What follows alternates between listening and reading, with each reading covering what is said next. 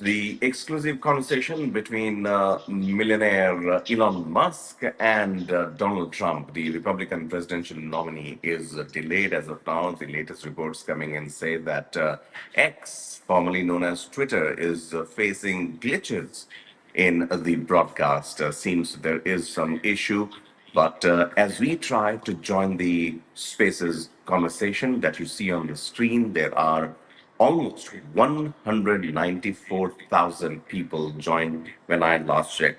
And it has been hovering between 200K to 190K. And such volume on spaces, I don't think has ever been witnessed because Donald Trump is back on Twitter. That is a news in itself. But a bigger news is that Twitter, former name Twitter, now known as X, is facing technical issues. This would definitely call for some action at the X headquarters, and also how would Elon Musk look at it remains to be seen. As of now, the whole world is watching this Twitter space when at around half an hour, 45 minutes ago, almost an hour ago, when Elon Musk tweeted saying that the spaces would begin in 44, 45 minutes. That particular tweet was seen, was viewed by 5 million, over 5 million users. This tells you the intensity, the magnanimity of this whole episode of this Twitter conversation, and what a better way to start the return of Donald Trump to Twitter with a Twitter Spaces. It seems, as we have seen happening all across the globe at different time zones, that if there is the subscribers or the users who are above the usual number, then at least in India we have seen the software crashes or it doesn't operate properly. And this is what is happening with X, also one of the social media platforms used by almost all and sundry. But this time around, once again, 194 people, 194,000 people have joined this space, but it says if you try and hit start listening, it says this space is not available. Those who had joined a couple of hours ago can hear a background music which is continuously ad nauseum going on that particular page.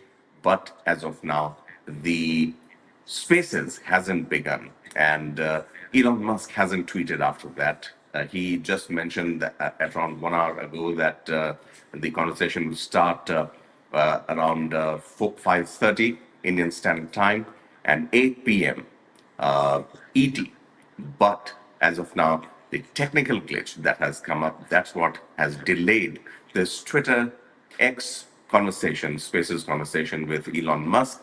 Remember, Donald Trump made a comeback at Twitter. He had left it earlier. He was removed also from Twitter earlier, but now he has made a comeback. And to celebrate that, to discuss that, Elon Musk, who owns the Twitter now, who owns X now, chose to host an conversation, an exclusive conversation with Donald Trump. And that started making headlines, started hitting airwaves with much anticipation. Here in India, it is, as we speak, it is 6 o'clock in the morning. It was supposed to start at 5:30 a.m., but it has been delayed, and there has been no further information as to by what time the conversation would start. This is what we are hearing as of now. And we can show you also when you try and join the spaces. This is the message that comes. Even if you are able to go to the Twitter page, when you hit start listening, then it would tell you how it is not able to include you. So this is how it is. But on the top of your Twitter interface, it would show the spaces is on. Real Donald Trump is hosting Elon Musk. This is what it says.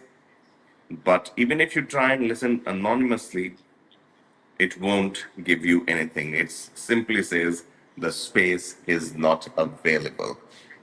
This is how it has become so far. One would say definitely with this kind of traffic and volume, with US elections on the cards and Republican presidential candidate, Donald Trump, who is, as of now, touted to be the front runner to be the next president of the United States, the kind of support he is getting. For Democrats, obviously, Joe Biden has said goodbye to the presidential race, but Kamala Harris, his deputy, has now come to the fore, and Donald Trump versus Kamala Harris is clearly hogging all the limelight, all making all the headlines for good or bad reasons. Donald Trump gets hit in his ear almost a month ago.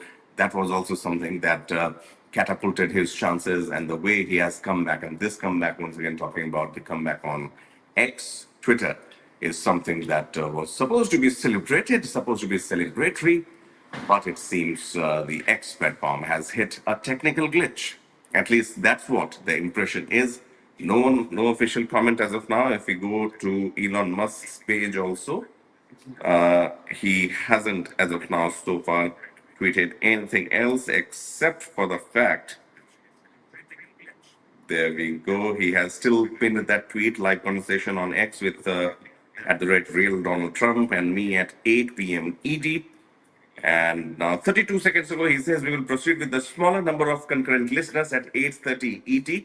Okay, so there is a change, which is now, and then post the unedited audio immediately thereafter. 32 seconds ago, Elon Musk has tweeted that 8:30 ET, which roughly means 6 o'clock, which should be starting in another 2 minutes, with a truncated number of concurrent listeners. So that's how it is, because of the sheer volume of the listeners that had tuned in to the Twitter space, which was roughly going out around 200K or even more than that. We are in this part of the world, it's showing 200K.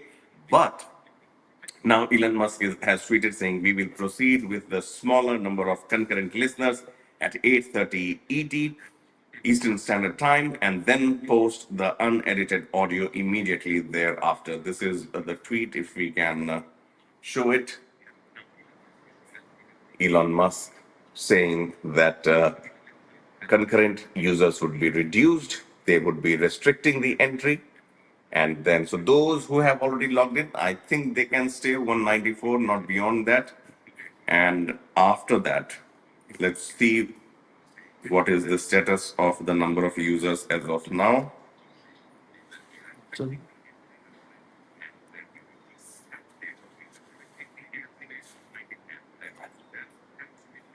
It's surprising when you hit trending, it doesn't show Donald Trump and Elon Musk. Anyway, there we go. Okay, so this is being recorded. Now look at this. How the numbers have changed. Now it shows 0 people have joined. So from 194,000 to 0. And if we try joining it, and yes, there we are. There we go. Now it is back in action. In 2 to 3 minutes, it is going to stay. If you would see, from 0 to 288K, X, it seems, has fixed the glitch. Now everyone can join in. And this is how it is as of now. Even I have been allowed to join earlier on, 20 minutes ago, before the start at 5:30 Indian Standard Time. It was not allowing, but now you would see it is allowing people to join, but a limited number would be there. 288K, roughly 300K. 300K is almost 200K, short of 500,000. So that's the kind of users that we have as of now. So the news from California, I would say, from the X headquarters, is that the renewed timing has been shared, and it will be starting at 6 o'clock Indian Standard Time, which is already there. But it's 1 minute past 6 o'clock. It is 8:31 p.m. ET in the United States as we speak. But look at the sheer volumes, 596K, 613K people have joined this space. I think, I think this is going to be historic. If Elon Musk and team are able to pull this off, technically, it would be the biggest social media exercise that could be done. We have seen cricket matches, lawn tennis matches. We have seen football, World Cup, FIFA football finals, and very closely contested matches going into, say, a 10 million or a 20 million. But from here onward, it looks like 660K people as of now on this. But that is television, this is social media, obviously. Team Trump has said this is the biggest interview in history, and now we are asking you to make this President Trump's biggest fundraising day ever. So obviously, there's always it's all about money, honey, as they say in the U.S. The Trump team has said that it's a fundraiser also, and before the interview is over, we are calling on 10 million patriots to donate any amount and proudly say, "I stand with Trump." And below is the Trump and Vance logo, "Make America Great Again 2024." This is what Donald Trump's team has said. And there we see. So, as of now, the news is that 750K people have already joined the Twitter spaces. Elon Musk tweeted almost 2 to 3 minutes ago that at a new timing of 8:30 p.m. ET, which is 6 o'clock Indian Standard Time, the conversation would begin with a limited number of users. But as I can see, when I was trying to reach it earlier, it was showing 190 to 200K users. Now it is 772, very fast, reaching 1 million users. 1 million users on Twitter Spaces, something that whether the bandwidth, whether Elon Musk and its team can handle it or not, remains to be seen. I'm sure they will pull it off. And this is hands down, by all means, the biggest interview that you would watch uh, during this election season in the United States. Elon Musk, who has been very supportive of Donald Trump and his cause and his backhanded criticism of the Democrats, especially Kamala Harris, and supporting Donald Trump in whatever he says and means is something that has been making headlines. So, no need to say Elon Musk, obviously, was the right man, is the right man to get Donald Trump on a discussion table and discuss his return, Donald Trump's return to Twitter, and also, Donald Trump's team is saying that it's a fundraiser also for which the Patriots, as Donald Trump's team is saying, that they are asking them and imploring them to donate any amount that they could do and say, "I stand with Trump." Speaking, I have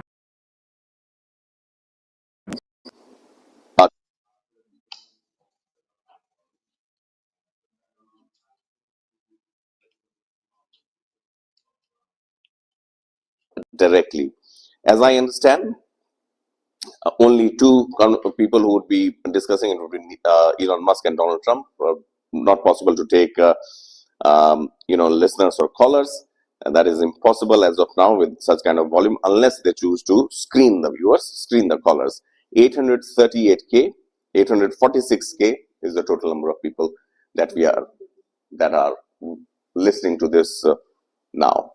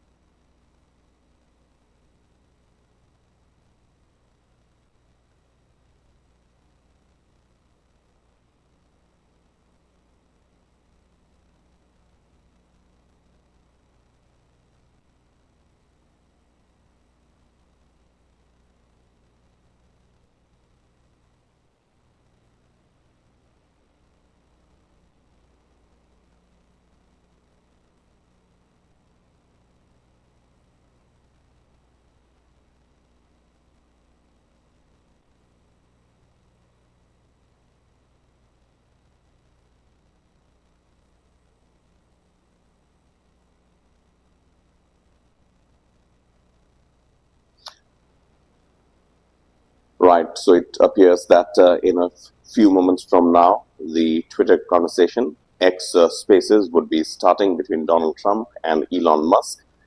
On your screen, you can see both the speakers, Donald Trump and Elon Musk, have a microphone which has been slashed in red color as of now, which means those are the two speakers. The background music that was going on has stopped as of now.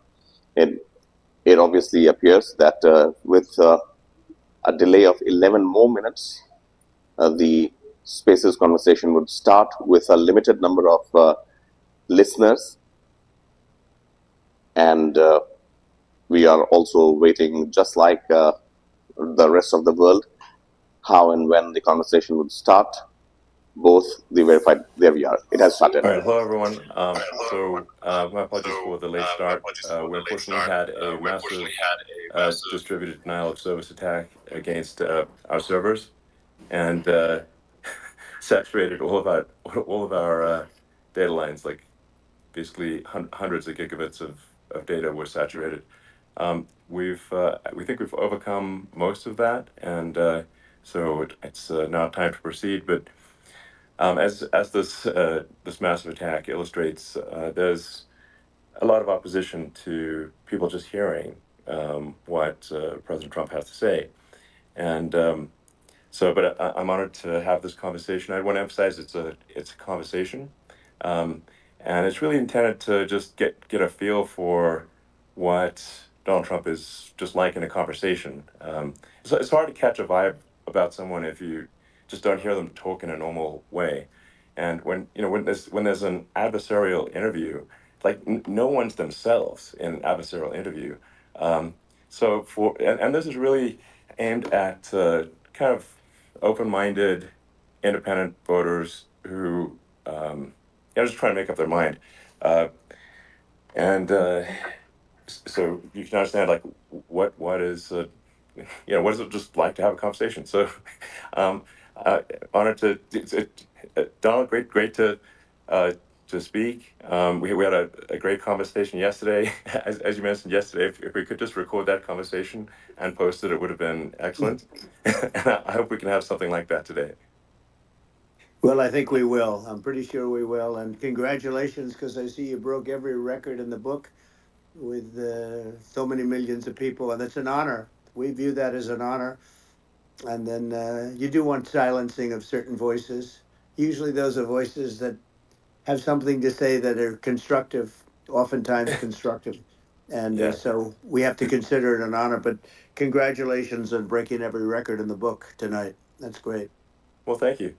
Um, maybe we could start off with, the assassination attempt, which was an incredible thing. And I have to say that, your actions after that assassination attempt were inspiring. Um, you, instead of shying away from things, instead of ducking down, um, you were pumping your fist in the air and saying, fight, fight, fight. And I think that's, I mean, the president of the United States represents America, and I think that is America. That is strength under fire, and so that's a big part of the reason why I was excited to endorse you as the president of the United States for having another term here is that was just incredibly inspiring. But I mean, what was it like for you? Not pleasant, I have to Not be honest. pleasant. I said there was Yeah. blood. I Being had being more shot is blood. not I didn't much know I had. fun. I didn't know I had that much blood. The doctors later told me that the ear is a place that is a very bloody place if you're going to get hit. But in this case, it was probably the best alternative you could even think about because it went at the right angle, and it was a hard hit. It was very uh, I guess you would say surreal, but it wasn't surreal. I was telling somebody you have instances like this, or like a lot less than this, where you feel it's a surreal situation. And I never felt that way. I knew immediately that it was a bullet. I knew immediately that it was at the ear, Yeah. and because it hit very hard, but hit the ear. And I also heard people shout, "Bullets, bullets!" Get down, because I moved down pretty nicely, pretty quickly, and we had bullets flying right over my head after I went down. So I'm glad I went down. The bigger miracle was that I was looking in the exact direction of the shooter, and so it hit me at an angle that was far less destructive than any other angle. So that was the miracle. That was Yeah. for those Split people that second. don't believe in God. I think we got to all start thinking about that. You have to. I'm a believer now. I'm more of a believer, I think, and a lot of people have said that to me. A lot of great people have said that to me, actually. But it was amazing that I happened to be turned just at that perfect Yeah. angle, and all because I put down a chart on immigration that showed that the numbers were so great. I love that chart I even mean, more maybe it's now a that I love sign. it. Maybe Yeah, that's a it's sign. it's an immigration sign, You but highlighted a serious issue, and yeah, at that moment, the that's the, the, right. the bullet missed your, you hit your ear, but missed your head. I mean, Well, you know, the from amazing thing is that the sign, I said, bring down that sign on immigration. And it was literally about an eighth of a second where it would be good. And after that, it was going to yeah, be a disaster, no matter which way you were facing. But it just had that perfect angle, which was yeah, exactly at this shooter. Very sad situation. Such a sad situation. As you know, we lost somebody that was great, Corey, yeah, who, a firefighter, a great gentleman, a great trumper. He was just a fantastic family and a fantastic man. And a friend of mine came up, Elon, and said, "I'd like to give the family some kind of help." And I said, "That's great." He said, "Do you mind?" I said, "I don't mind at all." And he wrote out a check for $1 million, gave it to the wife. And, you know, she said, "This is really nice, but I'd rather have my husband back," which is a nice thing for sure, somebody to say, to be honest. She's great. The family is great. And we raised a lot of yeah, money for them and for two other gentlemen are unbelievable people also. They were hit really badly. They thought they were not going to make it, and they did. The doctors in the Butler area, I tell you, they were incredible. They saved the two, and they were really hit tough, both of them yeah, equally.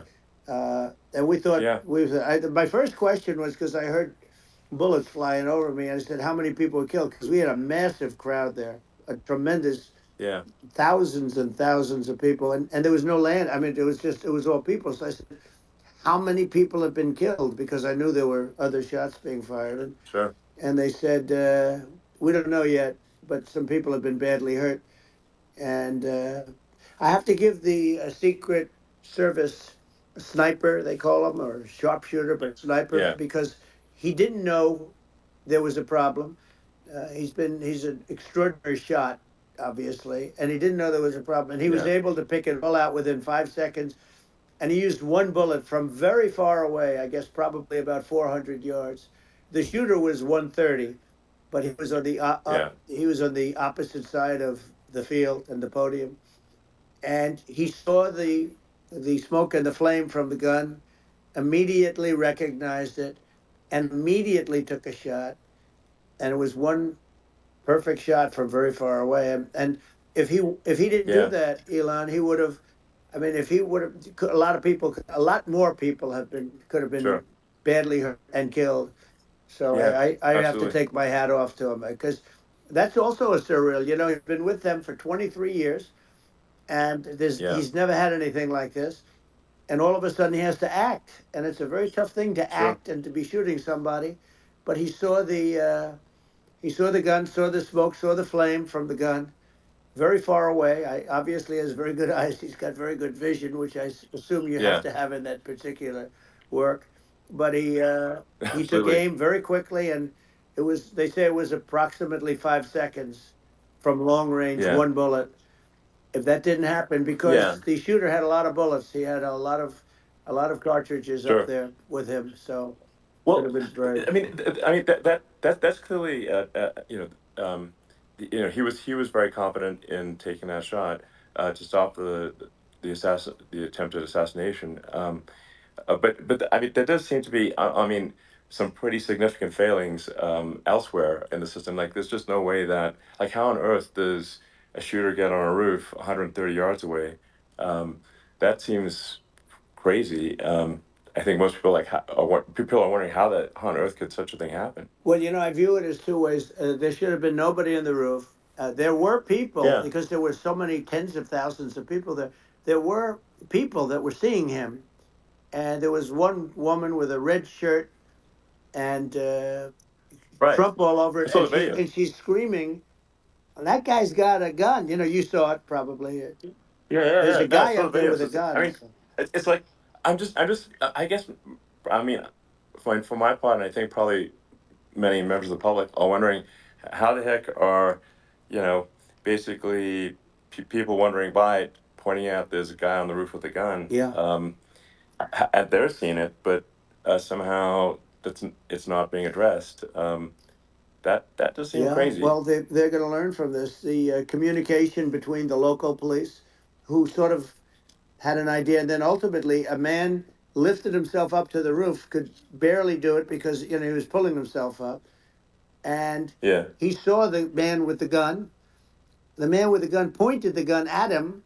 He thought he was probably going to get shot, but he was like pulling himself up, and because of that, he couldn't get to his gun, and he fell down. Actually, very badly hurt his leg, his ankle.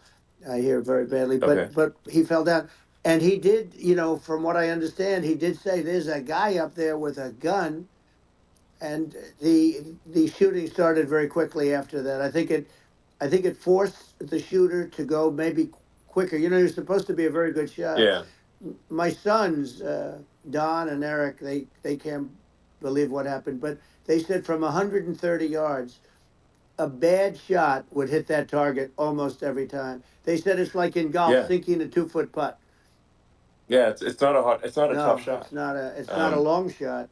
The Secret Service person had the long shot. He had triple the Yeah, distance actually. So it was a terrible thing. Look, uh, it's hard. I have to say this about the Secret Service. When I went down, and I went down based on, I think, they're screaming, but other people also, because people saw this happen. You had so many people. One of the miracles was that nobody ran. I mean, if a gun goes off, the crowd yeah, control people showed us this. When guns go off, and it does happen in stadiums, at a soccer match or some kind of a match, everybody flees. They call it a stampede, like cattle. But everybody, and a lot of yeah. people get killed with those stampedes. We had Sure. more people than you'd have at some of these matches, or these games, and nobody left. You had a small group behind us in the grandstand, and that was full. And you look at it as it was taking place, and normally they'd be running. They didn't leave. They saw that I was hurt. They saw a lot of blood, and they saw that I went down. And it's almost like they wanted to be with me. Well, out front, you had thousands, tens of thousands of people. As far as the eye could see, you had people in Butler, as far as the eye could see, and uh, Yeah, and a lot of press too. There were many cameras on watching this. It's what makes it so different, because normally things happen that aren't good, but you never have a picture of it. Here we have all these cameras shooting it, so yeah. sort of amazing. But one of the interesting things was that you didn't have anybody flee. You didn't have anybody stampede. Sure. Nobody. And there were some people behind me. They stood up and they're looking like, I mean, I tell you, Yeah, you yeah. want to have them in a foxhole with you. I want to meet some of those people, Sure, because sure. it's so different from what you heard. But so so I was down. But the Secret Service Yeah, guys, there were bullets flying right over my head. You could hear them go whizzing, yeah, and these guys came jumping on top of me, and a young lady, Kate, uh, would jump. They moved so fast, and let me tell you, that took tremendous courage. Now there was a lack of coordination. There was, obviously everybody understands that somebody, that building should have been covered, and yeah. I mean, that was I the think big that thing. I mean, looking at the aerial views, that building would be like the number one spot for a sniper. I mean, it's like the if you were to pick like what is the favorite place, what if you so if the goal is to assassinate, what's your favorite spot? That building, the You're roof of right. that building would be number one. That would have been the spot. It's like you can ask for a better No, location. It's like number no, that one. would have been the spot. Um, What people think yeah, is when the local policeman, who, by the way, he really, he did what he was supposed to do. He couldn't hold on any longer. And then when he got yeah, his head just peeking above, this guy standing there with a gun at his head, and when he fell down again, hurt his ankle very badly. But he was making the calls. But what happened is the firing took place very soon. So what they Yeah. think is that this guy ran to his site, which he had all planned out with the gun. He ran to the site and he started shooting fast, and maybe that's why he sort of missed. I mean, he uh, Yeah. But he as you got said, me, he but would have hit. I it mean, could have been a much yeah. bigger problem. But he totally would have hit if you hadn't turned your head. So like there was it was a very near It thing. was a So miracle. If I hadn't um, turned my head, yeah, I would not be talking to you right now. As much as I like you, exactly. I would not. Yeah, I would well, not be talking to you. maybe talking to me from another realm, perhaps. Yeah, that's Um, right. We'd be talking from a so different place. But it was a very terrible experience. The Butler Hospital, they did such a great job. The doctors were so good. Everybody was so good. There was a mistake. If somebody knew, because people were hearing that, there was just a bad feeling that there was somebody was around. You know that story now. It's been pretty yeah, well. yeah, And yeah, if somebody could have said, because they've oftentimes said, like there'd be a lightning storm or something. Because I've done, I think, over 300. I think I did a lot more than that, but we did a lot. And oftentimes they'll say, "Sir, could you wait 10 minutes, please? Sir, could you wait 20 minutes? There's a storm overhead or lightning or something," right? And yeah, that happens yeah, often. And this would have been a perfect time for that to have happened, but it yeah. didn't. It didn't get coordinated. That was the problem. Well, it was your I think your actions in the heat of fire, and like what I find admirable there was that you can't fake bravery under such circumstances. The courage is instinctual or it is not. It's not a rehearsed action. And so I just want to say that I think a lot of people admire your courage under fire there. And Well, yeah, so thank you very yeah, much. I appreciate it. I didn't think of it. I just wanted to get up and I wanted to stand up. I wanted to let people know. I felt I was good when they were on top of me, covering me, actually, very much covering me, and very bravely. But I wanted to get up. I said, I want to get up, and they wanted, they have everything there. They wanted stretcher. I didn't like the stretcher, and I knew I was hit in the ear, but I knew I wasn't hit anywhere else. They felt I was hit someplace else yeah, because it was such a lot of blood, and they were sure that I was hit someplace else. And they were saying, "Sir, you were hit in more than the ear." I said, "Nope, I was hit in the ear. I want to get up. Let me get up." And so I got up, and the crowd didn't know what to think. I mean, this was so many people, and you could see they were confused. They didn't know what to think, and I wanted to let them know I was okay. It was very important for me to let them yeah, know that, and they went wild. You've seen the after. They didn't go wild when I yeah, got up because they didn't know, was I alive. You really couldn't tell when I stood up before the hand, before the fist in the air. Uh, they didn't know if I was alive. Nobody did, and when I put the fist up, they were just relieved and happy and thrilled, and the place went crazy. It was pretty amazing. yeah. It was a Well, terrible thing, but it it was was really amazing. incredibly moving. Yeah. Um, well, and I mean, speaking of the sort of slide that got you to turn that saved your life really was the illegal immigration Right. slide. Maybe this That's right. maybe this is worth talking about that It since was. It was. that slide You're saved your right. life No, basically. the illegal immigration saved my life. You're right, but I I had to know be at that's that exact angle. I mean that's a great one. Saved by illegal The immigration. the That's incredible thing, though, when you talk about the odds, you had to be exactly at that angle. But the incredible yeah, thing is that the chart, I used it less than 20% of the time. It was just a moment. yeah, It's always on my left, never my right, and it's always at the end of the speech. So here yeah, we have it. It's on the right, not the left. It's at the beginning, not the end. And even the people that put it up, they were unprepared, and they did a great job. They got it up immediately, fortunately. But I looked to the right, and the bullet came whizzing by, hitting my ear. So it was amazing. But when you think of the odds of that, and yeah, yeah, that normally you wouldn't use it. Normally I wouldn't have the thing, and then would Yeah, have been a very different story. It's very much, I say, an act of God. It's a miracle that it happened, and I'm sure. honored by it. I'm honored by it. Well, what were you about to say about illegal immigration before you were rudely interrupted with a Well, I was bullet? going to say how good the numbers were. By the way, we're going back to Butler, and we're going to go Great. back in October. We're all set up, and the people are fantastic in Butler. It's a great area. Great, these are incredible people. Like the three that, in the case of Corey, killed, and the other two, the families are. I got to know them a little bit, and the families are great. But we're going back to Butler, and I think I'll probably start by saying, as I was saying, As you were prior to saying, being so so horribly interrupted. yeah, But yeah. So rudely interrupted by an yeah, assassination so it was. attempt.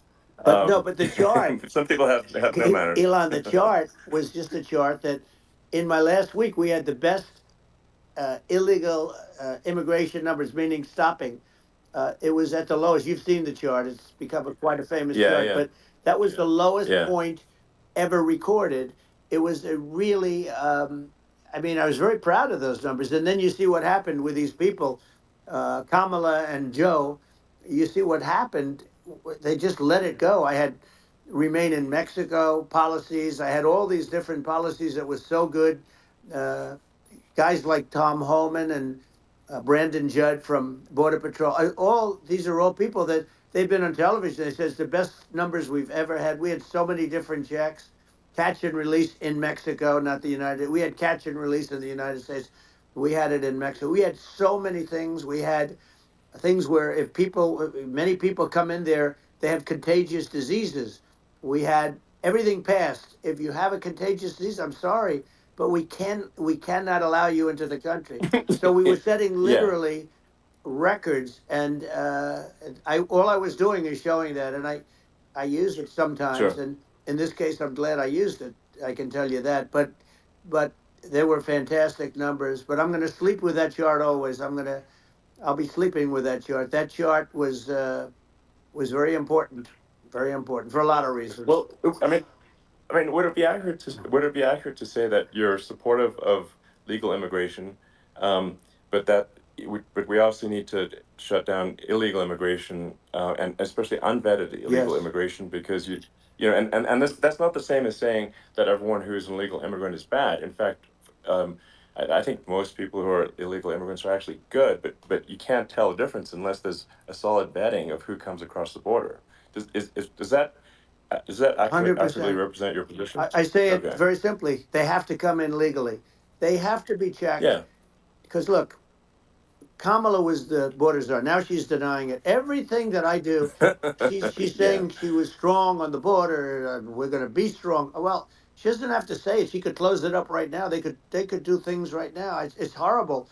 Uh, no tax on tips, and all of a sudden she's making a speech and saying there will be no tax on tips. I said that months ago.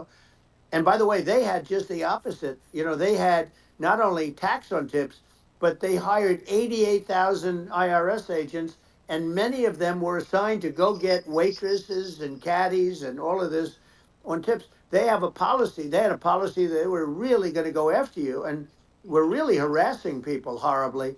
And then all of a sudden, for politics, she says, she comes out with what I said, which I think is terrible, and I think it's also hitting them very hard.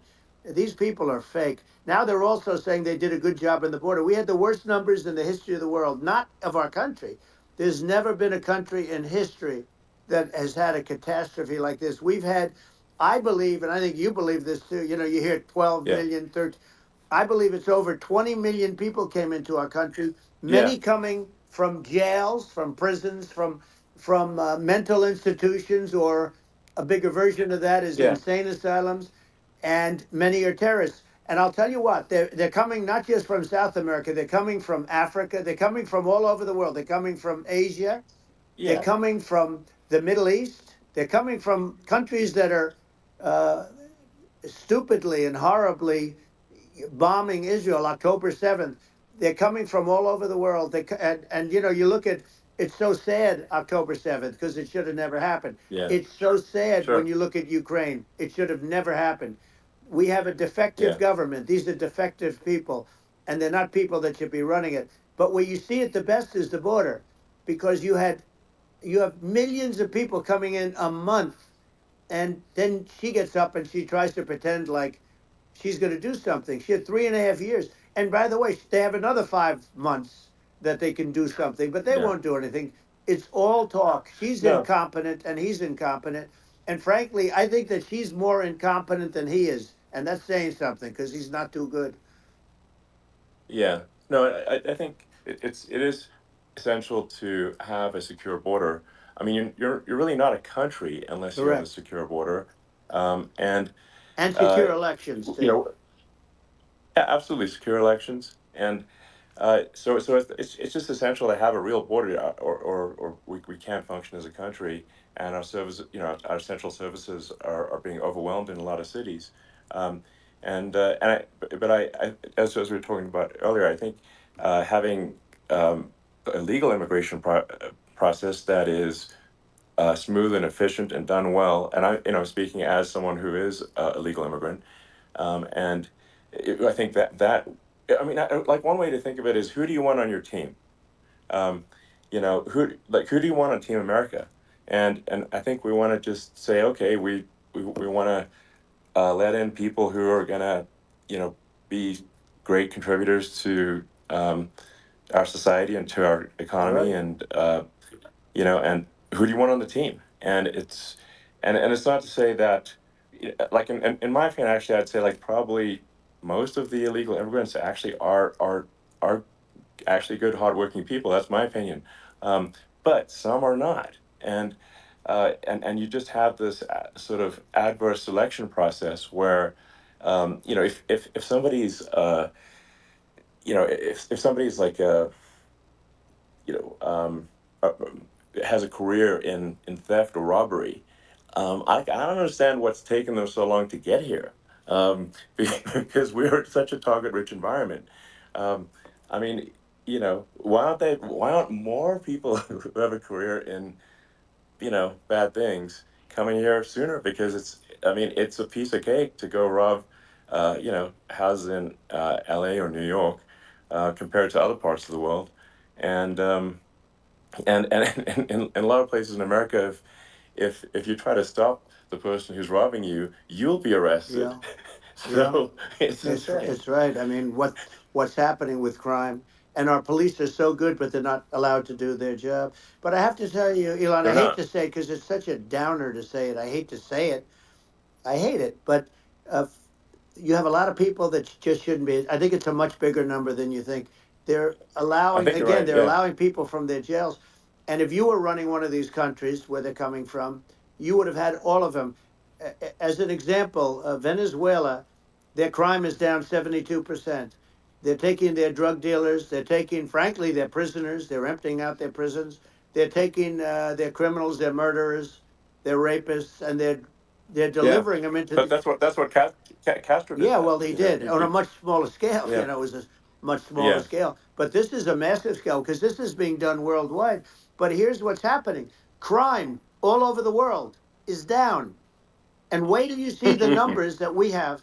You know, this is migrant crime. This is crime that's going to be. Yeah. And I saw it today in New York where somebody was knifed with raped the girlfriend of a man that stood there watching in New York in one of the shelters and started Sure. pulling out the knives, and bad things happened today. But this is happening every day. These are rough people. These are people that are in jail for Yeah. murder and all sorts of things, and they're releasing them into our country, and they're telling them, if you come back, we're going to kill you. We're going to give you the death penalty or kill you.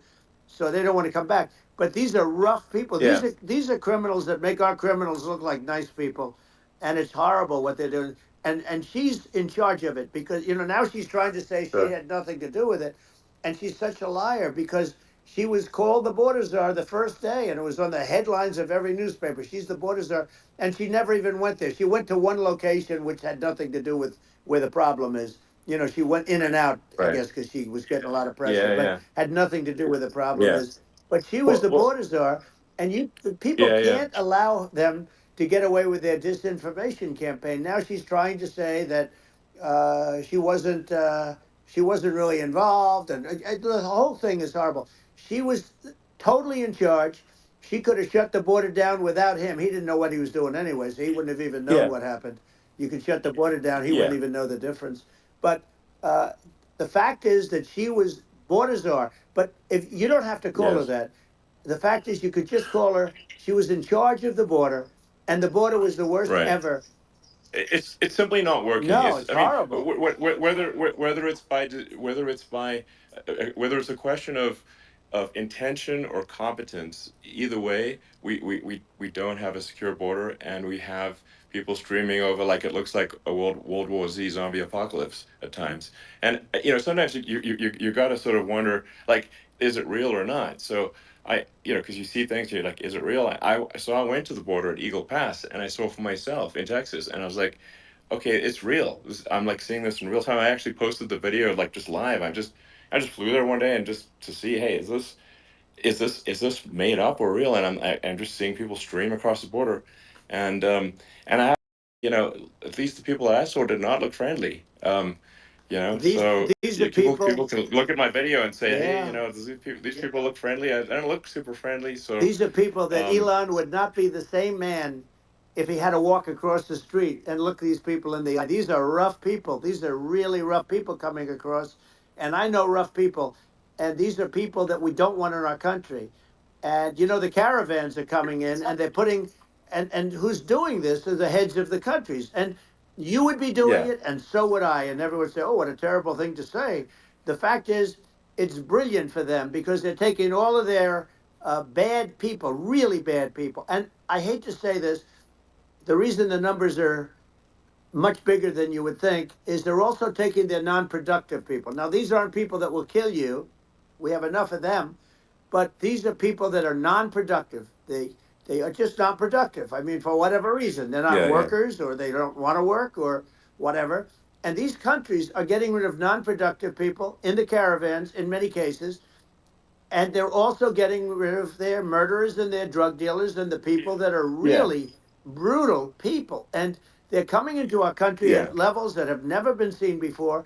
And I saw an ad just before I got on the air. I'm walking over here, and I saw an ad by Kamala saying how she is going to provide border security. Where has she been for 3.5 years? For 3.5 years, Yeah, no, no. we have 20 million people I poured think is in.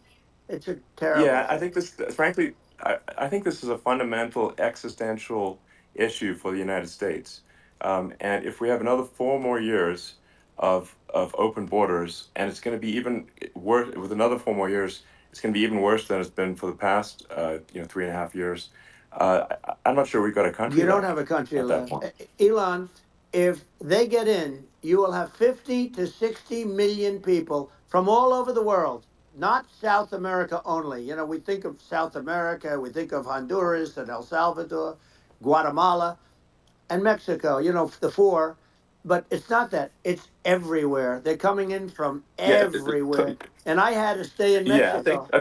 this is a super important Yeah. point. Like people, it's like basically when I went down there, I was like, well, where are people from? It's like almost no one was from Mexico. To be No, clear, Mexico it's less than just the the others. border. It's just the border with Mexico. But the people coming in, it's Earth, the rest of Earth, and America is only about 4 or 5% of the population of Earth. It would only take a few percent of the rest of Earth to overwhelm everything in the We're U.S. already So overwhelmed, Elon. We're overwhelmed. You had to see the news tonight about New York. New York, and I love that place, and what they're doing to it is horrible, what they're doing to it. And all the courts do is they yeah, try and focus on Trump. Okay, then let's focus on Trump, who did nothing wrong. I complain about a rigged election. Elon, what's happened is unbelievable. You have from Africa, from the Congo, they're coming, from the Congo. And 22 people came in from the Congo recently, and they're murderers, and they're dropped. They drop them. They take them out of jails, which is very expensive, to maintain the jails. Although they don't do too much maintaining, I can tell you.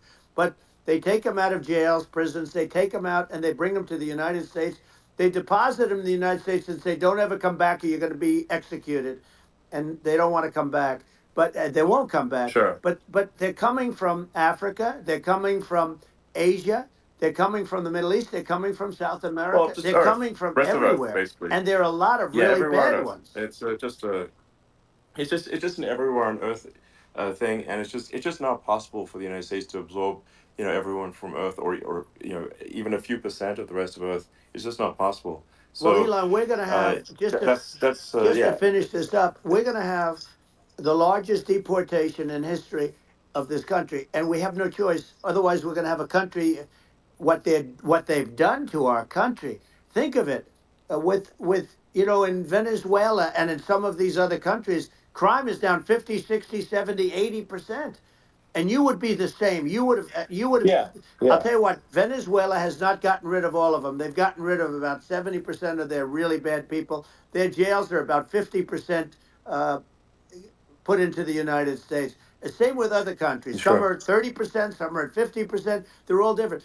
But the bottom line is they're all going to be at 100%. Why wouldn't you put 100% of? Yeah. And they're doing it right now while this third-rate phony candidate. Don't forget, I beat Biden. He failed in the debate miserably, and some people said, "Oh, gee, it's too bad. It's too bad he did so badly," or "I did well in the debate." The first night they said, "Wow." One of the people at CNN said that was the greatest debate performance I've ever witnessed. And then 2 days later, they didn't talk about that. They just said he was bad. But that's okay. That's the way I get treated, and I don't mind that at all. What I can tell you is this: we cannot have a Democrat. We cannot have her. She's incompetent. She's as bad as Biden in a It's different. Look, yeah. she hasn't done an I mean, interview since this yeah. whole scam started. And say what you want. This was Yeah. a coup. This was a coup of a president of the United States. He didn't want to leave, and they said we can do it the nice Yeah. way or we can do it the No. hard way. Yeah. Not, I mean, they just took him out back behind the shed and basically shot him. What they did Biden. with this guy, So and I'm no yeah. fan of his, and he was a horrible president, the worst president in history. And one of the reasons he was so bad, first of all, the Israeli attack would have never happened. Russia would never have attacked Ukraine, and we'd have no inflation. And we wouldn't have had the Afghanistan mess, if you think of it, Well, and we wouldn't have had yeah. Afghanistan. But we think of it, Well, yeah. you take a few of those events away, and we have a different world. We would also have No, no no, you're yeah. inflation was caused by oil. Yeah, no, no. I think you're making an excellent point here, which is that when other countries can, that are, are thinking about invading or doing bad things, when they're thinking about that, they're thinking about, okay, what's the American president going to do, and do they fear the American president, or is it someone they do not respect and do not fear? And I think they would they rightfully be. I mean, look at that the footage of the assassination. They're like, okay, uh, President Trump is like, don't mess with me. I mean, that's like, but whereas I think people are not going to be, and they obviously have not been at all intimidated by Biden, and they certainly will not be intimidated by Kamala. And you have to really think of that in the context of global security. That's that if the American president is someone that like evil dictators are scared of, that makes a huge difference to the security of the world. So I had a good relationship with Putin, despite the Russia hoax that lasted for over 2 years. Just a hoax created by Hillary Clinton and Adam Shifty Schiff, some just bad people, just sick people. Frankly, I mean, Schiff is a sick person. He's going to end up probably being a senator. It's hard to believe. The whole thing is hard to believe. But they put our country in danger with that stuff too. They actually, when they make up stories, and you have to fight your way out of it for a long time. But I know Putin very well. I got along with him very well.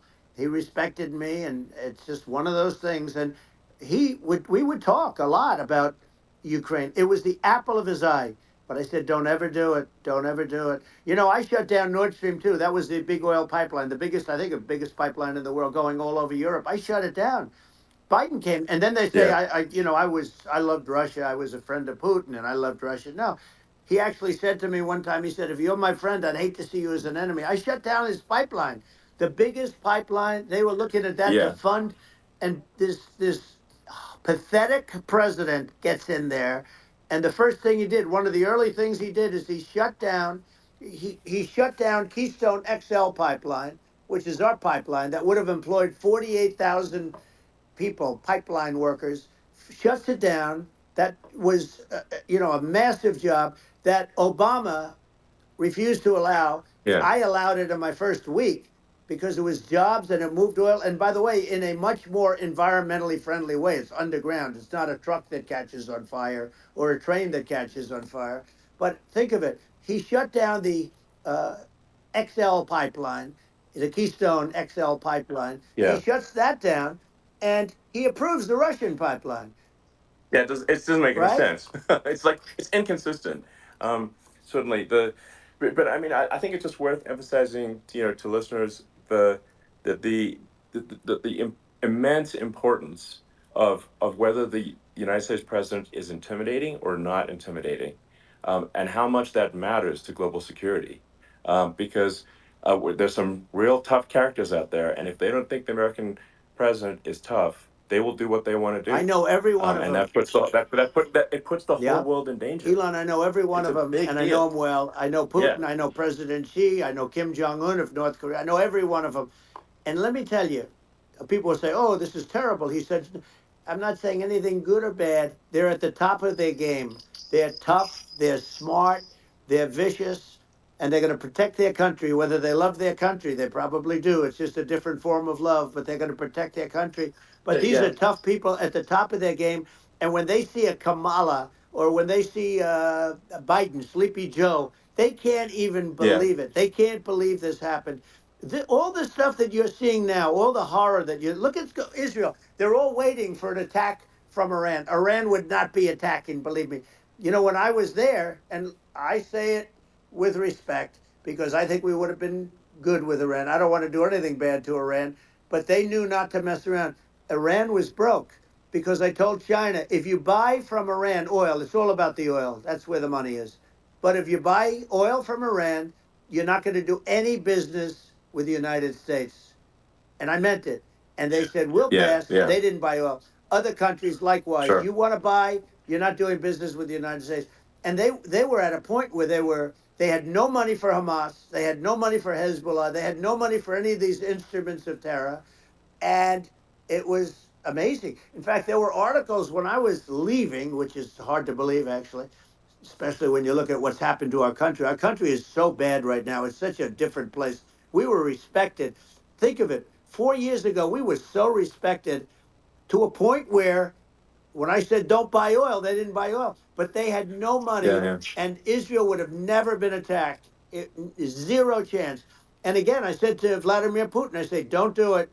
You can't do it, Vladimir. You do it, it's going to be a bad day. You cannot do it. And I told him things that what I do, and he said, no way. And I said, way. And it's the last time we ever had the conversation. He would never have done. I got along well with him. I hope to get along well with him again. Getting along well with them is a good thing, not a bad thing. I got along well with Kim yeah, Jong Un when I met with President Obama just before entering. It's a sort of a ritual, and I sat down with him and we talked. It was supposed to be for a very short period of time. It turned out to be a long period of time. I said, "What's the biggest problem?" He said, "North Korea."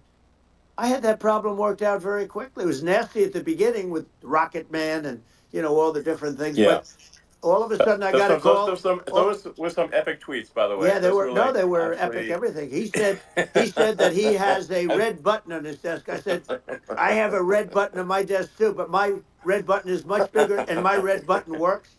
And then I called him Little Yeah. Rocket Man of Little Rocket Man. Anyway, here's the bottom line. All of a sudden I got a call from him and they said they want to meet. They want to meet me. And we met, Yeah, as you remember, we met in Singapore. We met also in Vietnam. And I got along with them great. We were yeah. in no danger.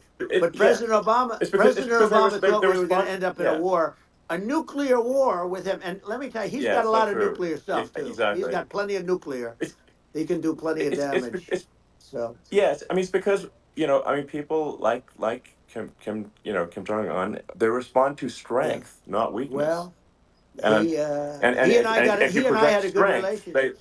you're good. Remember, I Yeah, remember I met him and we walked onto his land. Nobody ever walked onto his land before. I walked onto. I wouldn't yeah. say. That Let's bring was up cool. Secret Service again. I wouldn't say they were thrilled when I did that. I walked onto his land, and it was an amazing period. But we were not in danger with him because of me. I always Yeah. say that we have enemies on the outside and we have enemies on the inside. We have some really bad people in our government and people that are and controlling of the people. I mean, I'd mention names, but I don't. I really don't want to give them the credit. But we have some really bad, and I say they're more dangerous than Russia and China. If you have a smart president, a president that gets it, we are not in danger from those countries because they need us and they need our help. I mean, we forced Obama. If you think about it, Obama and Biden and Bush, to a certain extent, in all fairness, forced Russia and China together. And if you're a history student, the first thing you learn is you cannot let Russia and China align. But then they also got, if you take a look, Iran and they have North Korea. That's, they call it the axis of evil. In the old days, you had the axis of evil. Here we have a modern day axis of evil. These are powerful countries, very heavy nuclear, which is the biggest threat. Yeah. The biggest threat is not global warming, where the ocean's going to rise one eighth of an inch over the next 400 years. And you'll have more oceanfront property, right? The biggest threat is not that. The biggest threat is nuclear warming, because we have 5 countries Well, now that yeah. have significant nuclear power, and we have to not allow anything to happen with stupid people like Biden. Biden did something with Russia. There was no chance of him ever going in. And when I left, and then after I left, they started forming big armies on the border with Ukraine, right? And I looked at that, and I thought he was doing that because Putin's a good negotiator. I thought he was doing that to negotiate. But then Biden started saying such stupid things. For instance, he said that it can be a NATO country. Now, Russia, for as long as there's been NATO, has said we're never going to agree to that. And we go right up front and say that. And we did things and said things through this president with a low IQ, very low IQ. He had a low IQ 30 years ago, by the way, but now he might not even have a IQ at all. There's nothing on the board that goes this low. He said things that were so stupid that war had zero chance of happening if I were there. Zero chance. He was saying Yeah. everything the opposite. And it's so sad because many more people have been killed in Ukraine than you read about. You don't read about how bloody it is and how disaster. Hey, Sure. look, just in the two armies, you lost 500,000 people, and Yeah. uh, and No, Ukraine's it's having a hard time. Ukraine, I don't know if you saw yeah. the article recently, and it's true. You don't hear the true story, but if you think about it, Russia's gone. Russia defeated Germany with us, and they defeated Napoleon. They've been around a long time. They're a big fighting Yeah. force, Sure. Of and it's course. very unfair. And Ukraine now doesn't have enough men. They're now using young men and very old men to fight, and we're in a very bad position. And I'm not going to blame exclusively, but I can tell you I could have stopped that, and a smart president could have stopped that. It wouldn't have happened. But we had a Yeah. man that actually made it more prevalent. It was so bad. The words that he was using, the stupid threats coming from a stupid face that he was using. I said, this guy's going to cause us a war. He's going to cause us. And let me tell you, Yeah. it can Yeah. lead to World War III. That can lead to World War III. The Middle East can lead to. We have numerous places that could end up in a Yeah. World War III right now for no reason No, whatsoever. I think you're right.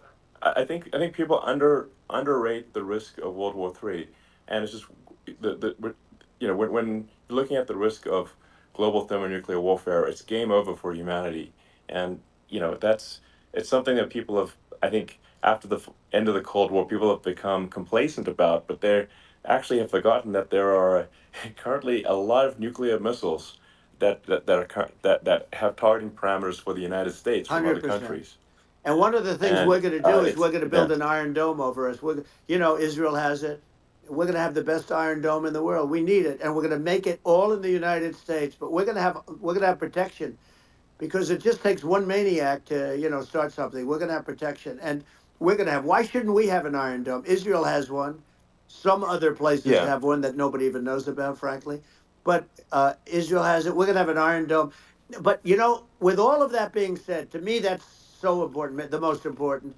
But with all of that being said, the election's coming up, and the people want to hear about the economy.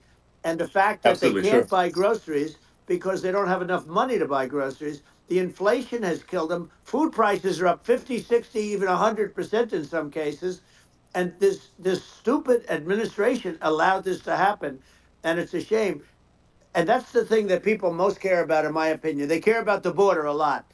And we discussed the border at great length. It's nice to have a Yeah, yeah. forum like this where I can discuss something at length. And by the way, you think Biden could do this interview? Do you think that Kamala could do this interview? They would take a pass on No, they you. could not. So they don't need Elon. They don't need Elon screaming out questions. It's pretty sad when you think that somebody that does this for a living can't answer a question or is afraid to do an interview. And in her case, with a very friendly interview, she's got all friendly interviewers. It's pretty sad. Yes, But the absolutely. big thing now is the Well, and that, economy, Elon. yeah, And as much as yeah, I mean, I view nuclear as the single most important thing, but a lot of people don't. A lot of people don't understand that. But it doesn't have to. If I understand it, that's all you need. Because if I was president, you're not going to have that kind of a problem. But the thing that they really is making them angry is what Kamala and Biden have allowed to happen to the economy. It's a disaster with inflation. The inflation, it yeah, doesn't matter what you make. The inflation is eating you alive. If you're a worker or if you're just a middle income person, you can't afford. 4 years ago, 5 years ago, people were saving a lot of money. Today, they're using yeah. all their money and borrowing money just to live. It's a horrible thing Right. that's happening, and we'll end that Well, I think quickly. a lot of yeah, a lot of people just don't understand where inflation comes from. Inflation comes from government overspending because the checks never bounce when it's written by the government. So if the government spends far more than it brings in, that increases the money supply, and if the money supply increases faster than the rate of goods and services, That's right. that's inflation. Um, so really, we need to have we need to reduce our government spending, and we need to re-examine. I think we need like a government efficiency commission to say like, hey, where are we spending money that's sensible? Where is it not Right. sensible? And we need to live within our means. We're currently adding, I think, $1 trillion to the deficit every roughly Right. every 100 days. That's right. And the interest payments on the national debt have now exceed the defense budget. It's on the order of $1 trillion, It's interest. and it keeps Yeah, I growing. rebuilt our military, largely rebuilt our military, did a great job on it, which was so important. We had jets, we had fighters that were, and bombers that were 70 years old. And we did a great job in that. Then by the way, then we gave 85 billion of it back to Afghanistan, if you can believe it. We gave them 85 billion. They're one of the largest sellers Yeah, of military equipment in the world. They're selling what we gave them. That was one of the most embarrassing days in the history of our country. But if you think about let's go back to the economy. We have to bring energy yeah, prices down. Energy started it. The price of gasoline. Now your cars don't require too much gasoline, so you have a good and you do make a great product. I have to say, I have to be honest with you. thank That you. doesn't mean everybody should have an electric car, but these are minor details. But your product is incredible. But the Thank you. gasoline, Elon, is the cost of energy. Not only gasoline, it's the cost of heating your house and cooling your house. That has Sure. to come down. It's gone up 100%, 150, and 200%, and that has to come down. When that comes down, and we're going to Yeah, drill, baby, drill. They stopped drilling, and then they went back to drilling because they went back to the Trump policy. But if they won the day after they get into office, this country will go out of business because they're going to go to an energy policy that's not sustainable, wind and different things. You're not going to have anything. yeah, And I know you're a big fan of the AI, and I have to say yeah, that AI, and this is shocking to me, but AI requires twice the energy that the country already produces for everything. So you're going to have to build. We're going to have to build a lot of energy if our country will be competitive with China, because that's our primary competitor for this on the AI. You're going sure. to need a lot of Well, I mean, electricity. You're going to need tremendous yeah, electricity, like almost double what we produce now for the whole country, if you can believe it. sure. Well, just going, back to this, like this basic thing, which that people try to make it sound complicated, but it's not. But inflation is caused by government Right. overspending. Would you agree that that we need to take a look at government Yes. spending and have perhaps a government efficiency commission that just tries to make the spending sensible and so the country lives within its means, just like a The person does. waste is incredible, and nobody It negotiates is. prices. You used to have a lot of people making jets, and you end up with two companies, and they'll probably try and merge at some point. I mean, I went through it like Air Force, just a thing like Air Force One. One of the first documents they asked me to sign, a general walks in, sir, would you please sign this document? And what is it? Air Force One. That's with Boeing, which is basically two planes, two 747s, and the price was Yeah. $5.7 billion for two planes. Now they're Wow. highly sophisticated. That's They're insane. even nicer than your plane, okay? But much more sophisticated. They're very. I won't say what's on it, but they got a lot of stuff on it. Anyway, but it's five point Sure. seven. I That's a crazy It's a number. crazy number, but I said I'm not going to pay 5.7. I'm not going to do it. I said, who made the deal? Obama and his people. I said, well, then I know the deal's no good. I'm not going to do it.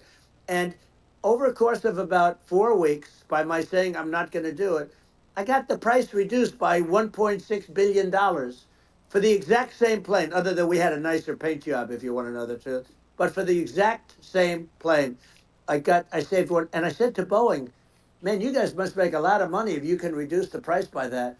But now what I do hear is that they're going back to the Biden administration and wanting big cost overruns, because they see these dopey suckers in there, and they'll end up getting some of the money back. But I shaved it by $1.6 billion for the exact same plane, and you can now take that and multiply that out times thousands of other Exactly. items, and Multiply it by yeah, a the zillion, numbers are and yeah, yeah. astronomical. I agree with you.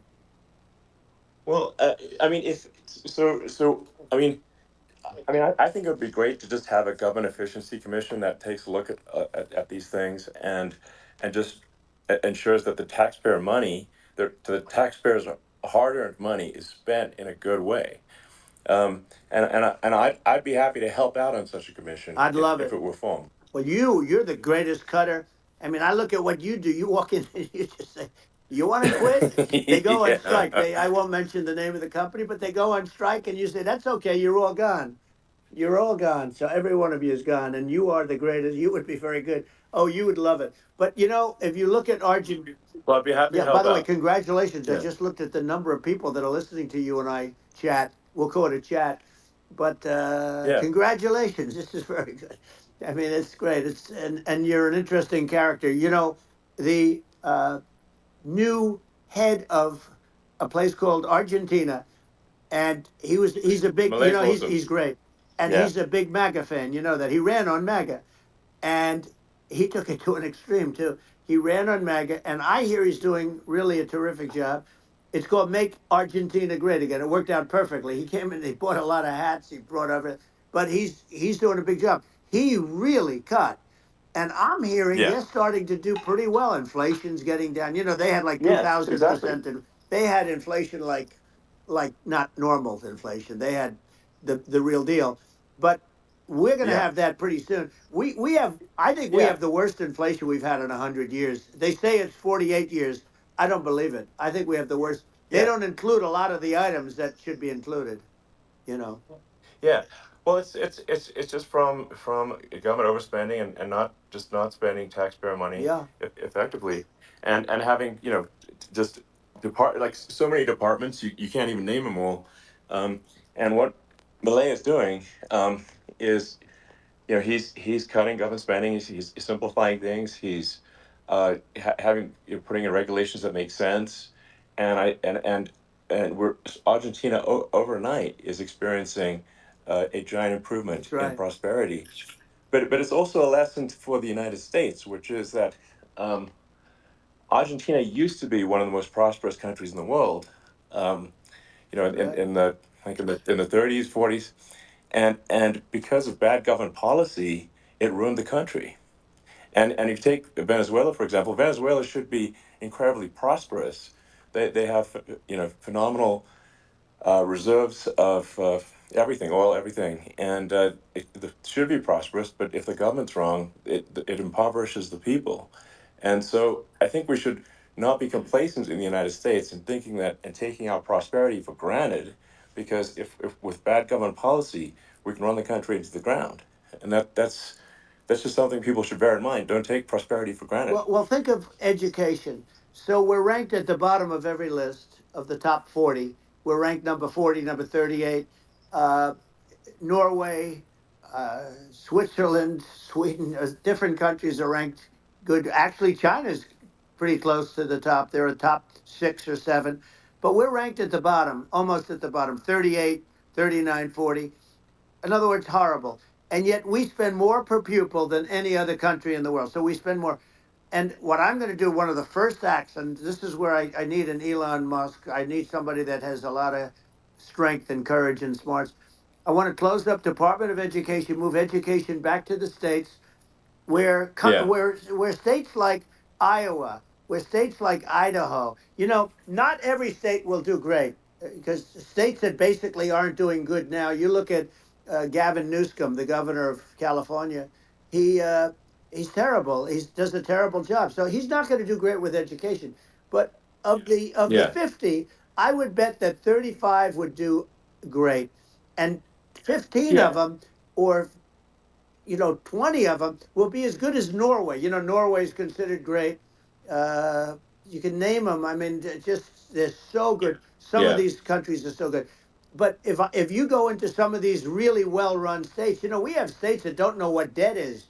We have states that have low taxes, no debt, everybody working. They're really well run, Sure. and maybe they have certain advantages in terms of location, in terms of the land or the sun, and the water and the whole thing. There are a lot of advantages that some people have. But if you moved education back to the 50, you'll have some that won't do well, but they'll actually be forced to do better because it'll be a pretty bad situation. But, Yeah. but if you think Well, about it, yeah. you'll have some Yeah. of Yeah. these states. I'll bet you'd have 30, 35 states. It'll be much better. And you know what it'll cost? Less than Yeah. half what it is in Washington. And Yeah. these people don't care Well, about the yeah. students in these faraway states, and it'd Well, be unbelievable. yeah. I think you're making a good point in that if the states have to if if each state has to compete against other states, then people will That's naturally right. move to states where it's better. Well, like Um, California, as we said, it's a badly run state. I could go through. I got so many friends that are in those states, even if they're Democrats. I hate to mention certain states, but Illinois is badly run with Pritzker. He's a real loser. But yeah. but some of these places are just badly run. But it's almost going to force them to run better, and they won't do it good initially. But you're not going to do worse than you're doing right now. And I would say that Yeah. the cost, you would cut your cost by 50 or 60%. And you'd have a little Yeah. Yeah. monitor. You want to make sure they're teaching English as an example. Give us a Yeah. little English, right? Sure, yeah. Right? No, but no, I mean, to what some of these governors are doing so badly. I mean, they got so many people moving out of their state. They should get U-Haul Salesman of the Year award because they're driving so much U-Haul It's sales. actually It's just amazing. people moving out. Isn't it amazing to you as a businessman that they can even survive? Like Illinois, so many people are leaving, and you wonder, how do they survive? I mean, how do they survive? Uh, I saw where you left California and you moved to Texas. Texas does a great job. But, I Yeah, mean, I just wonder, how do these states survive when big businesses, a big oil company just left California, as you know, and they moved to Texas. How do these big states survive when they lose so many businesses and their taxes are already really high? Their taxes are among the highest yeah. taxes. You almost wonder, how do they continue on? And in many cases, the governors don't do a good job, and they're crime-ridden places. You wonder, how do they continue to just go on? It's Well, not a good I think there's. situation. I mean, I think the only thing that's going to force some of these states to change is if they risk bankruptcy and they're not getting bailed out by the federal Right, government. right. Well, That's you're the going to only thing have that's going to that. get them to change. You remember the Yeah, area in California where they had that, where I guess somebody had sticky fingers and they stole a lot of money, and they went into a form of chapter, and it was very yeah, nasty for yeah, a period of time. But now it's probably the most popular place in all of California. So at some point, something like that may have to happen. But the problem is, you can't penalize people that loan money to the state when you have incompetent people like a Pritzker, look, the family didn't want him in the family business, and then he ends up being governor of Illinois. So you know what? Is he going to be? Is he going to be a great governor? And you know, you have people. I could name every one of them. I got to know every one of Yeah. these, and some are very good, and some are just horrible. Well, I think that I mean the larger point here, too. As you're saying, like a lot of people are concerned about the economy. A lot of people are concerned about inflation, and inflation is effectively a tax on people that save money, Yeah, and for people that are working day to day, it's just a form of taxation. And if we can solve the government spending problem, we'll solve the inflation problem, which means people will have a better standard of living, and yeah. that's a really big Well, the deal. people that got hurt Um, worst are the people that did it the way they were taught to do it all through, you know, their younger life and their young life and their whole life. The people that saved money and then they got no interest on their money and inflation destroyed them. And frankly, they were almost better off if they didn't do anything like that. I mean, those people have been absolutely decimated, and we're going to bring those people back and help those people. We've got to get the prices down. You know, when I look at bacon costing 4 or 5 times more than it did a few years ago, sure. when you look at some of the food products in grocery stores, people go, they can't believe it. They used to be able to buy a whole cart, and today, you know, a lot of people just don't have the money. They go in and they can't buy anything. They look at Yeah, it's it's sticker I shock. think They it. call it Yeah, sticker shock, right?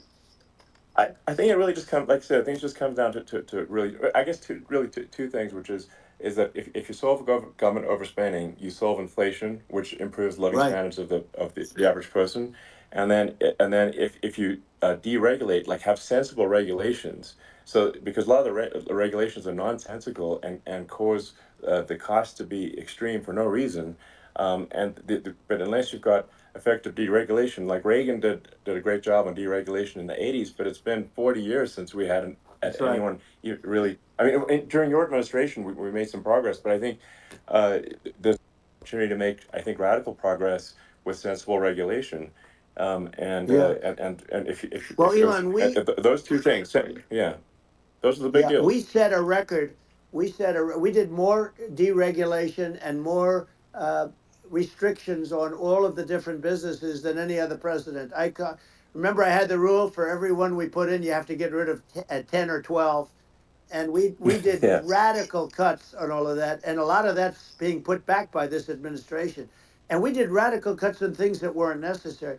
But we were all set. You know, we had the best economy ever, maybe in the world. And then what happened is COVID came in, and we had to focus on that, and nobody knew what it was.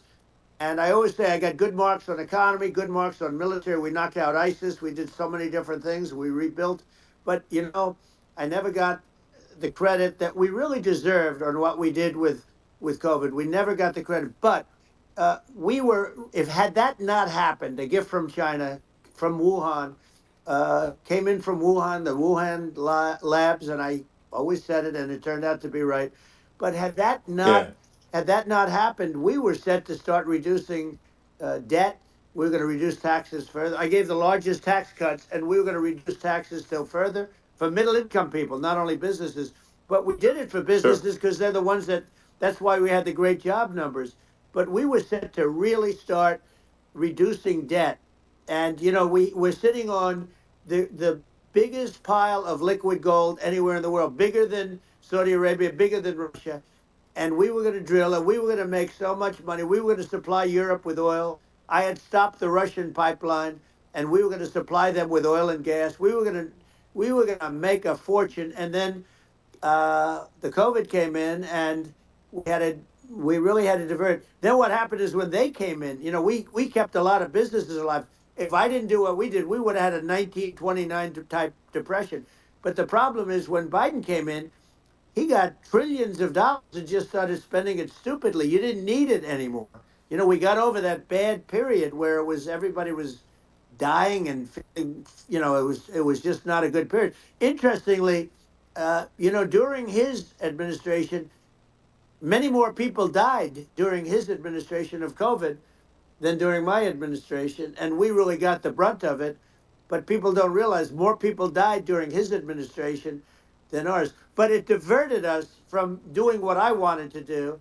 But we had the greatest for, you know, almost 3 years. We had the Yeah. great, and you know that probably better than anybody. So many of your friends said to me, the best years we've ever had in business were during the Trump years, and also said that uh, African American, Hispanic American were so incredible.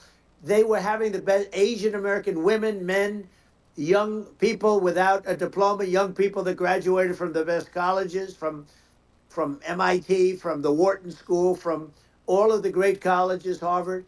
They were doing better, and people without a diploma were doing better, and everybody was happy. And then COVID came, and we Sure. had the problem is they spent trillions and trillions of dollars. They wasted.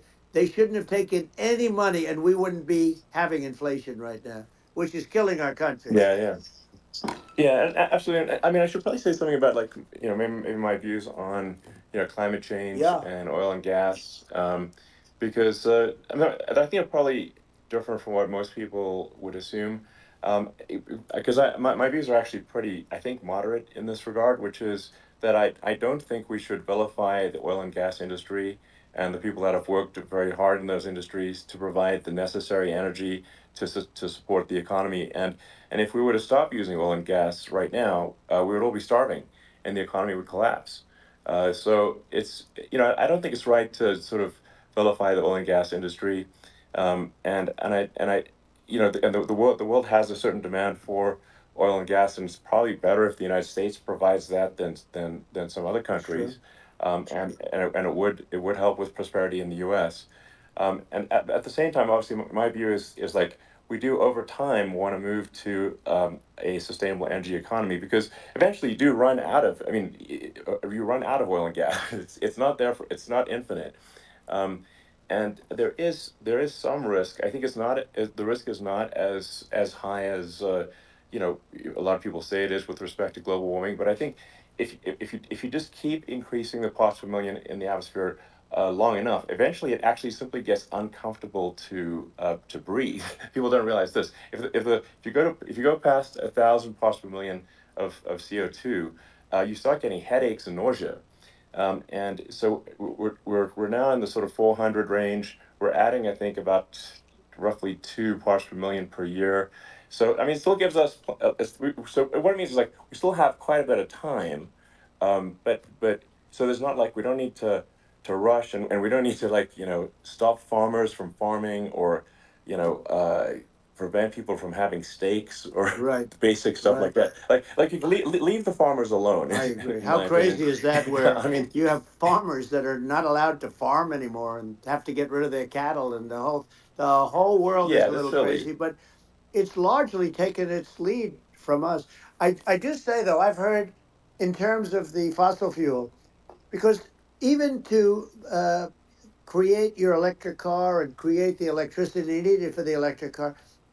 Fossil fuel is what really creates that at the generating plants. And, so you sort of can't get away from it at this moment. I mean, someday you might be able to, but I do hear we have anywhere from 100 to 500 years left. Much of it hasn't even been found yet. Yeah, But there are tremendous, like Anwar. I got Anwar in Alaska approved. Ronald Reagan couldn't do it. Nobody could do it. Everybody tried. Nobody could do it. I got it approved. The first thing that Biden did was unimprove it, to get rid of it. He ended yeah. it. His secretary went in and she ended it. And what a disgrace. That's Anwar. That's bigger, or they think it could be bigger than Saudi Arabia in Alaska. Could be bigger than Saudi Arabia. But they went in and they terminated it. And I'll get it going very quickly because not only is it big for Alaska, I mean, you talk about economic development, that for the United States, I mean, that is, they say bigger than Saudi Arabia or the same size, and pure, Yeah. really good stuff. And they end it. So I think we have perhaps hundreds of years left. Nobody really knows, but during I that yeah. during that I mean, time, my something will estimate. come around that will be Yeah. very good. Yeah. Yeah. Well, I mean, and my estimate would be, a little more uh, aggressive than that, but it's not the sort of like we're all going to die in 5 years stuff. That's obviously BS.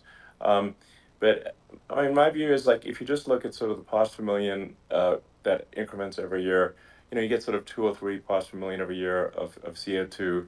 Uh, I mean, I think some of that it's problematic if it accelerates, if you start going from 2 or 3 Right. to say 5, and then there may be some situations where you get just a step change increase in the CO2. Mm-hmm. Um, and I think we don't want to get too close to 1,000 ppm, because like that's actually makes it uncomfortable to breathe. Like just existing in 1,000 ppm CO2 is uncomfortable. That's like that's considered like an industrial hazard. Right. Just so it's that's actually, you start getting headaches and stuff. So it's even without global warming, it's not comfortable to live. So you don't want to get too close to that. But I mean, I think we've got. I think we want to just move over, and like, and if I don't know, 50 to 100 years from now, yeah, we're I don't know, mostly sustainable. I think that'll probably be okay. Um, so it's not like the house is on fire immediately, but I think it is something we need to move towards. And on on balance, it's probably better to move there faster than slower. But like I said, without vilifying the oil and gas industry, and without causing hardship in the short term, I think this can be done. Um, without people can still have a stake, and they can still drive gasoline Sure. cars, and it's okay. It's like, it's not. I don't think we should vilify people for it, but I think we should just generally lean in the direction of sustainability. And I actually think solar is going to be a majority of Earth's energy generation in the future, and it's certainly trending that way. Mm-hmm. And so you get the solar power, combine that with batteries, so because obviously the sun doesn't shine at night, and then you use that to charge the electric cars, and you have a long-term sustainable solution. And that's what Tesla's trying to move things towards, and I think we've made a lot of progress in that regard. But when you look at our cars, we don't believe that environmentalism, that caring about the environment should mean that you have to suffer. So we make sure that our cars are beautiful, that they drive well, that they're fast, they're sexy. I mean, they're cool. In fact, literally, I made this sexy joke: Model S, Model 3, Model X, and Y spells out sexy. It's probably the most expensive joke out there. Um, but I don't know, I like cheesy humor, So, um, and but I'm not, I'm a big fan of, like, let's have an inspiring future, and Yeah. let's work towards a better future, and we can do so without demonizing Right. people. I'm okay. You know. It's very interesting. You use the word global warming, and today they use the word climate change because you have some places that go up, and so they were getting themselves in a little trouble with the word global warming because not every place is warming. Some places are going the opposite direction. But I'm sort of waiting for you to come up with solar panels on the roofs of your cars and on the trunks of the cars, and it just seems like something that at some point you will come up with. I'm sure you'll be the first, but it would seem that a solar panel on the roofs, on flat surfaces, on certain surfaces might be good, Yeah. at least in certain areas of the country where you have the world Sure. where you have the sun. But I would think, and I have no idea because that's not my world, but I would think that this would be something that would be interesting. But the one thing that I don't understand is that people talk about global warming or they talk about climate change, but they never talk about nuclear warming.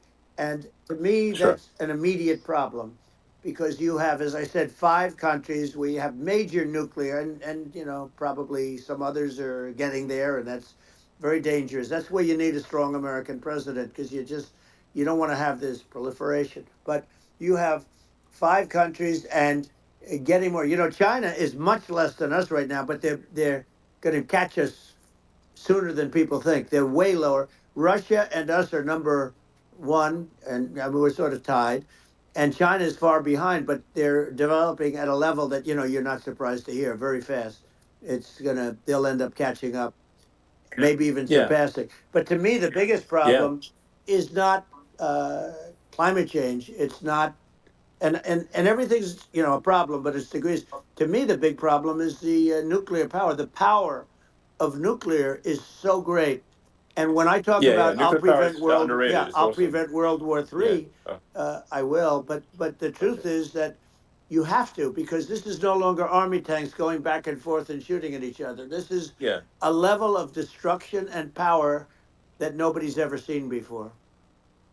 Yeah, and actually, there's the bad side of nuclear, which is nuclear war, very bad side. But there's also, I think, nuclear electricity generation is Absolutely, you're underrated, right. and it's actually, people have this fear of nuclear electricity generation, but it's actually one of the safest forms of electricity generation. It's just a huge misunderstanding. Um, and if you look at the injuries and deaths, caused by, say, I mean, I'm not trying to pick on coal mining, but just any kind of mining Right. operation, and there's a certain number of injuries and deaths per year. You compare that to nuclear. Nuclear is actually way better. So it's underrated as an electricity source, and I think it's something that's worth reconsidering. But there's so much regulation that people can't get it done. So that, Maybe they'll have sort to of change the have it, name. The name is just, it's a rough name. There are some areas yeah, it's a rough like when you name. see what happened in, Good, bad right, branding. The we'll have to branding's rough. rebrand it. We'll have to give it a good name. We'll name it after you or something. You know, no, it has a, hey, it has a branding problem. You know, when you see what happened in It does have a branding problem. when you see what happened in Japan, where they say you won't be able to go on the land for about 3,000 years. Did you ever see that? And in Russia, where they had the problem, where they, there's a lot of bad things happened, and they have a problem. And they say that in 2,000 years, people will start to occupy the land again. You realize it's pretty bad, No, but that's not true. but you're Well, right no, no, about it. It's amazing. it's actually not that bad. So like after Fukushima happened in Japan, like people were asking me in California, are we worried about like a nuclear cloud coming from Japan? I'm like, no, that's crazy. It's not even dangerous in Fukushima. I actually flew there and ate locally grown vegetables on TV to prove it. Um, and I donated a solar water treatment, yeah, a solar powered system for a water treatment plant, and Yeah, but you haven't because the been danger feeling is so just well lately, and I'm worried about no, it. no, but I mean, I'm it's just only kidding. it's I'm only fine, it's like Hiroshima and Nagasaki were bombed, but now they're like full cities again. So right. it's Well, that's clearly great. not That's great. something that That's um, great. so it's not as scary as people think, basically. But Yeah. um, let's see. I mean, are there some other topics we should touch on? Oh, like lawfare. I think Well, we need to be eh, concerned about. what they've done to Um, this country. obviously, Yeah. yeah. Well, we just won the big I case mean, in Florida. This was a Biden administration did something that's never been done in this country, and that's go after their political opponent, me, with this nonsense and just nonsense. And the big case in Florida we won, but they always pick a judge and a jury, and they use local DAs. They use the local uh, attorney generals like Fani, Fani, spelled yeah, Fani, Fani, and it's yeah, all a big hoax, and it's all run from there. Like in Manhattan, the one of the top people from the Justice Department went in, ran Manhattan, ran the state. The Letitia James deal was run by a person from the Department of Justice, Biden. They've never done this before, sure, and they set up a very bad precedent. It's called lawfare, warfare. yeah, It's a terrible thing, and never happened in our country. It does happen in banana republics and third world countries, but it's never yeah, happened. And the incredible thing is it actually drove my numbers up because people see, fortunately I have a platform like you, or in all fairness, like a conversation like this where I can talk about it and people understand. I mean, you fight for election integrity and you end up getting indicted because you're fighting for election integrity. And when the day comes that you can't fight for election integrity, you don't have a country anymore.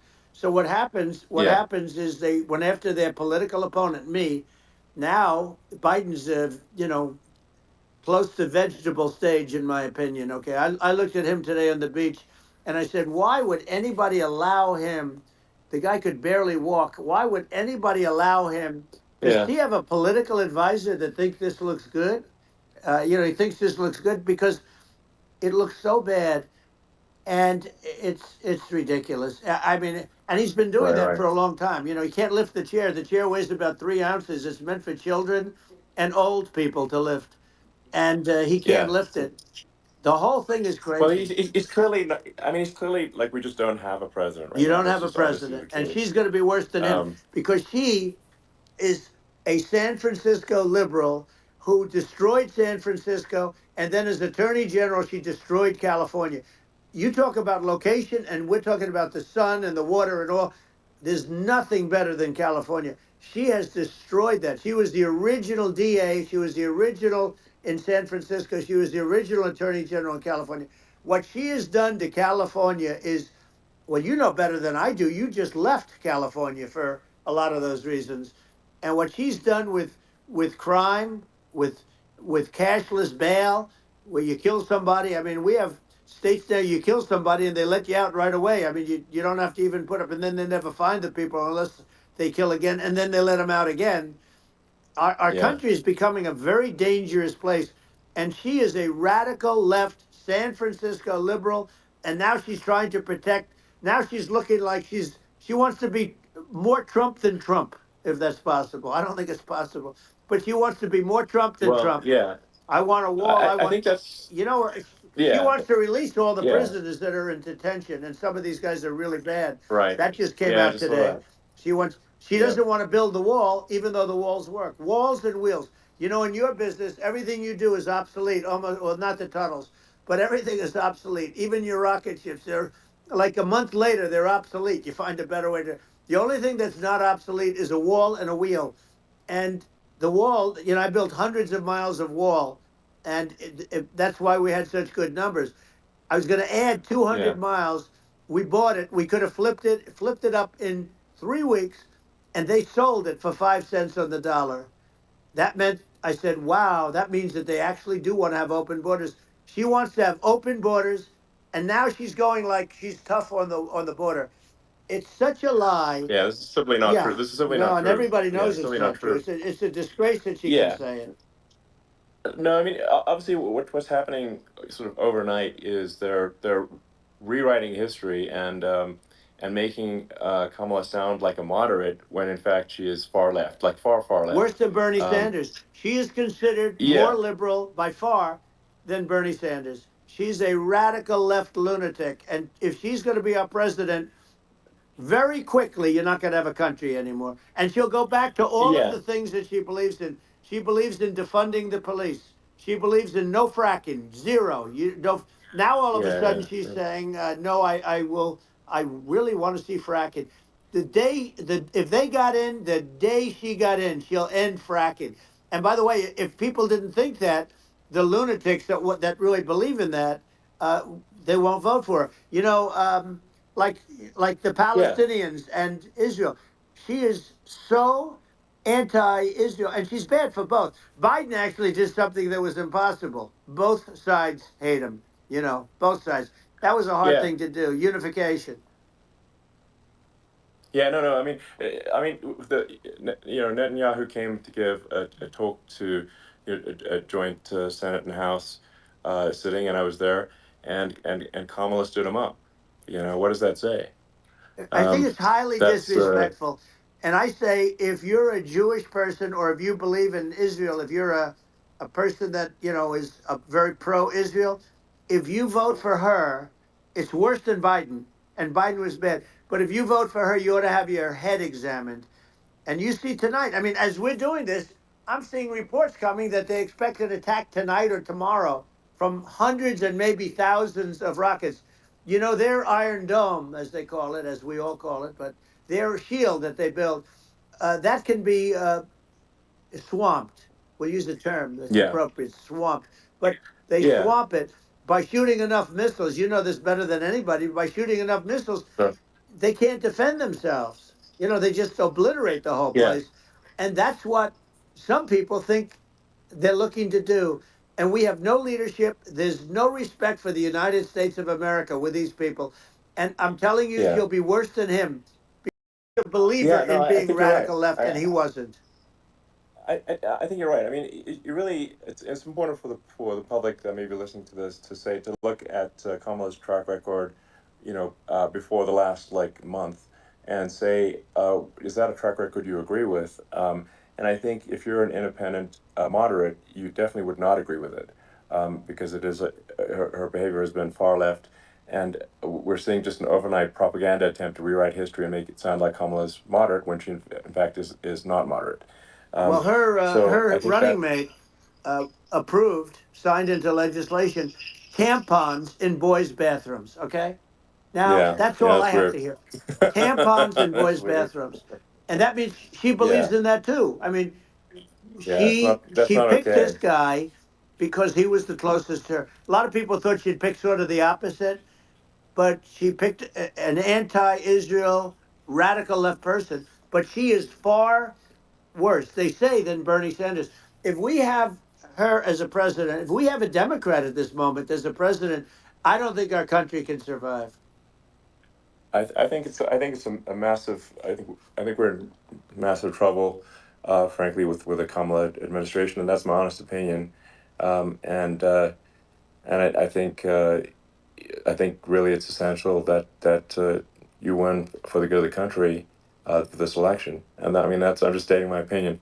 Um, Now you know you may have seen this, but I got a letter from the EU Commission like saying you know to not have disinformation on the like during this discussion that we're having and you know there's a lot of attempts to do censorship and to force censorship even on Americans from other countries and um, you know what do you think about that? Well, I know the European Union very well. They take great advantage of the United States in trade, as you know. We, through a different forum, NATO, we protect them. And yet, if you build a car in the United States, you can't sell it in Europe. You just can't sell it. It's impossible. The same thing with our farmers. Our farmers find it very difficult to do business. You know, we have a deficit with them of $250 billion, which people don't know. It sounds so nice, the European Union, but let me tell you, they're not as tough as China, but they're bad. And I let them know it, and that's probably why they notified you. No, they don't treat our country well.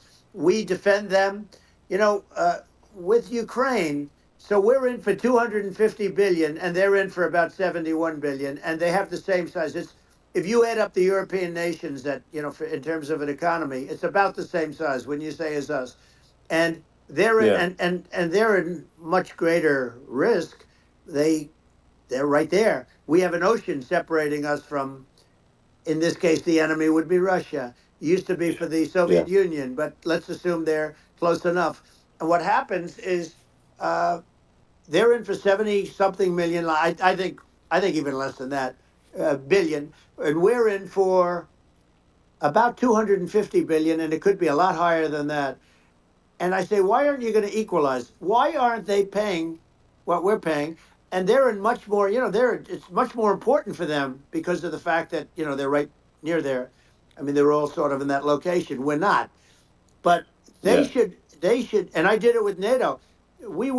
There were only 7 countries that were paid up in NATO out of 28 at the time.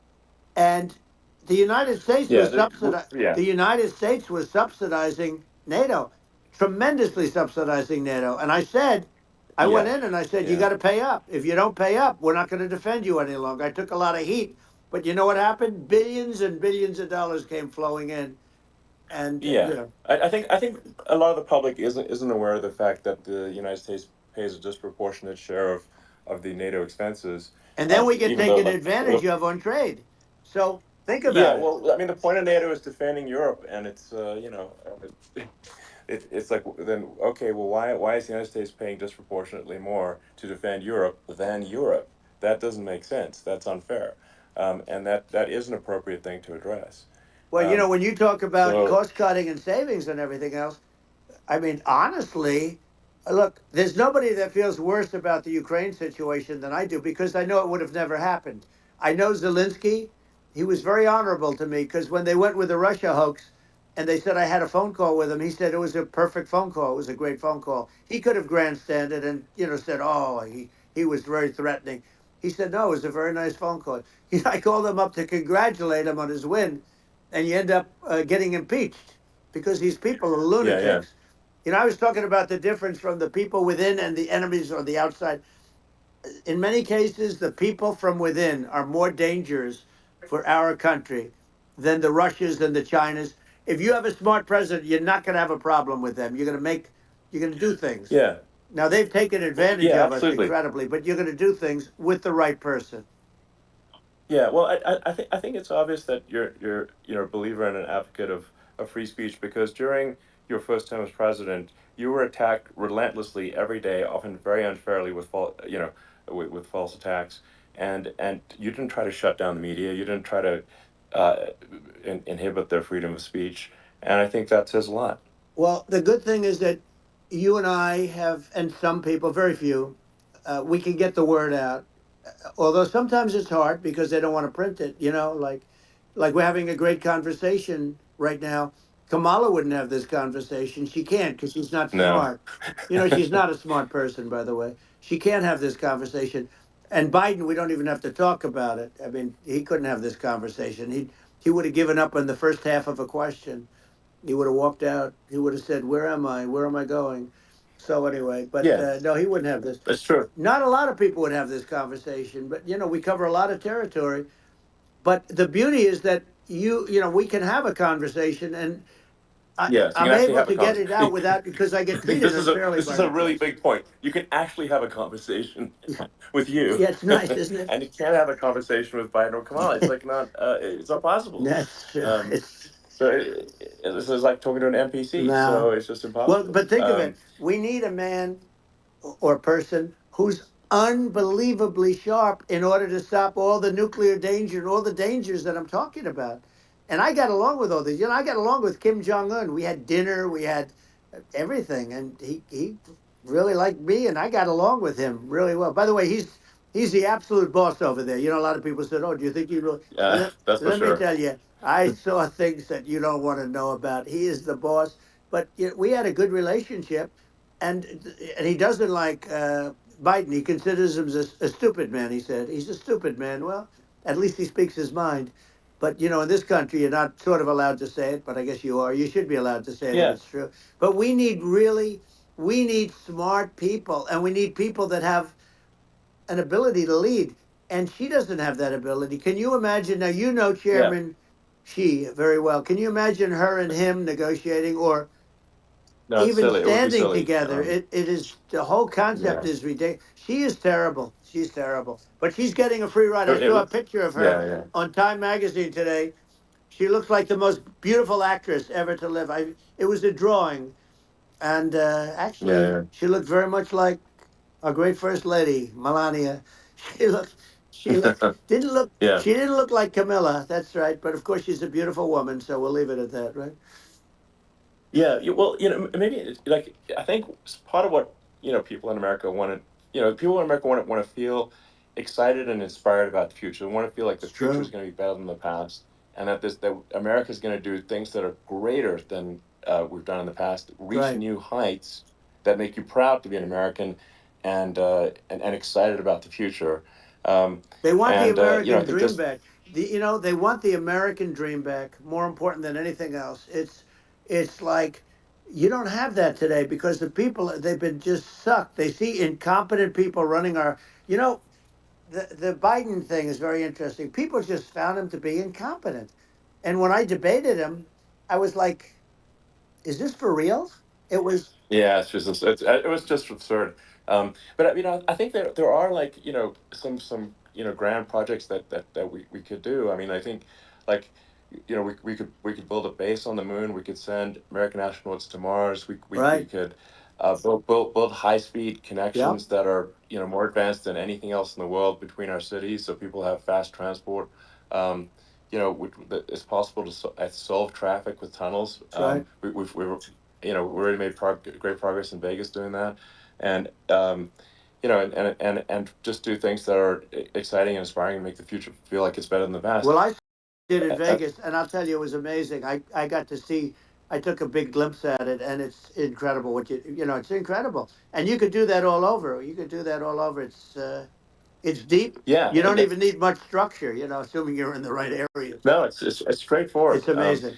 So like I think we could do some things that like China's got incredible high speed rail between its cities, but I think it's actually possible with tunnels if with deregulation with an ability to actually where it's like legal to actually do the tunnels. Then you could have high speed tunnels that are actually better than anything else in the world for high speed transport between cities, and that would be something that Americans can say, "Wow, okay, we've got something that's cooler than anyone else in the Yeah, world." That's the kind of thing that makes you proud to be an and American. much safer than surface trains where there's a danger there. With people, with crazy Yeah, people, it's much safer, much better. And it's sad because I've seen some of the greatest trains. I find it fascinating, and I've seen the systems and how they work, and the bullet trains they call them, I guess. And they yeah, they go unbelievably fast, unbelievably comfortable, with no problems. And we don't have anything like that in this country, not even close. And yeah. it doesn't make sense that we don't. Doesn't make sense. Yeah, and I think also like there's, I'm kind of hopping on the excess regulation, but I think something um, that I think people can generally understand is that what happens with laws and regulations is that there's more and more of them every year, and unless there's a process to clean them up, eventually everything becomes You're right. illegal, and that actually it slows down the development of new technologies. I mean, if you take the sort of like I think there's room for some reform at the FDA Yeah. for Yeah. improving the speed with which we approve drugs that could help save lives and improve people's Yeah. lives.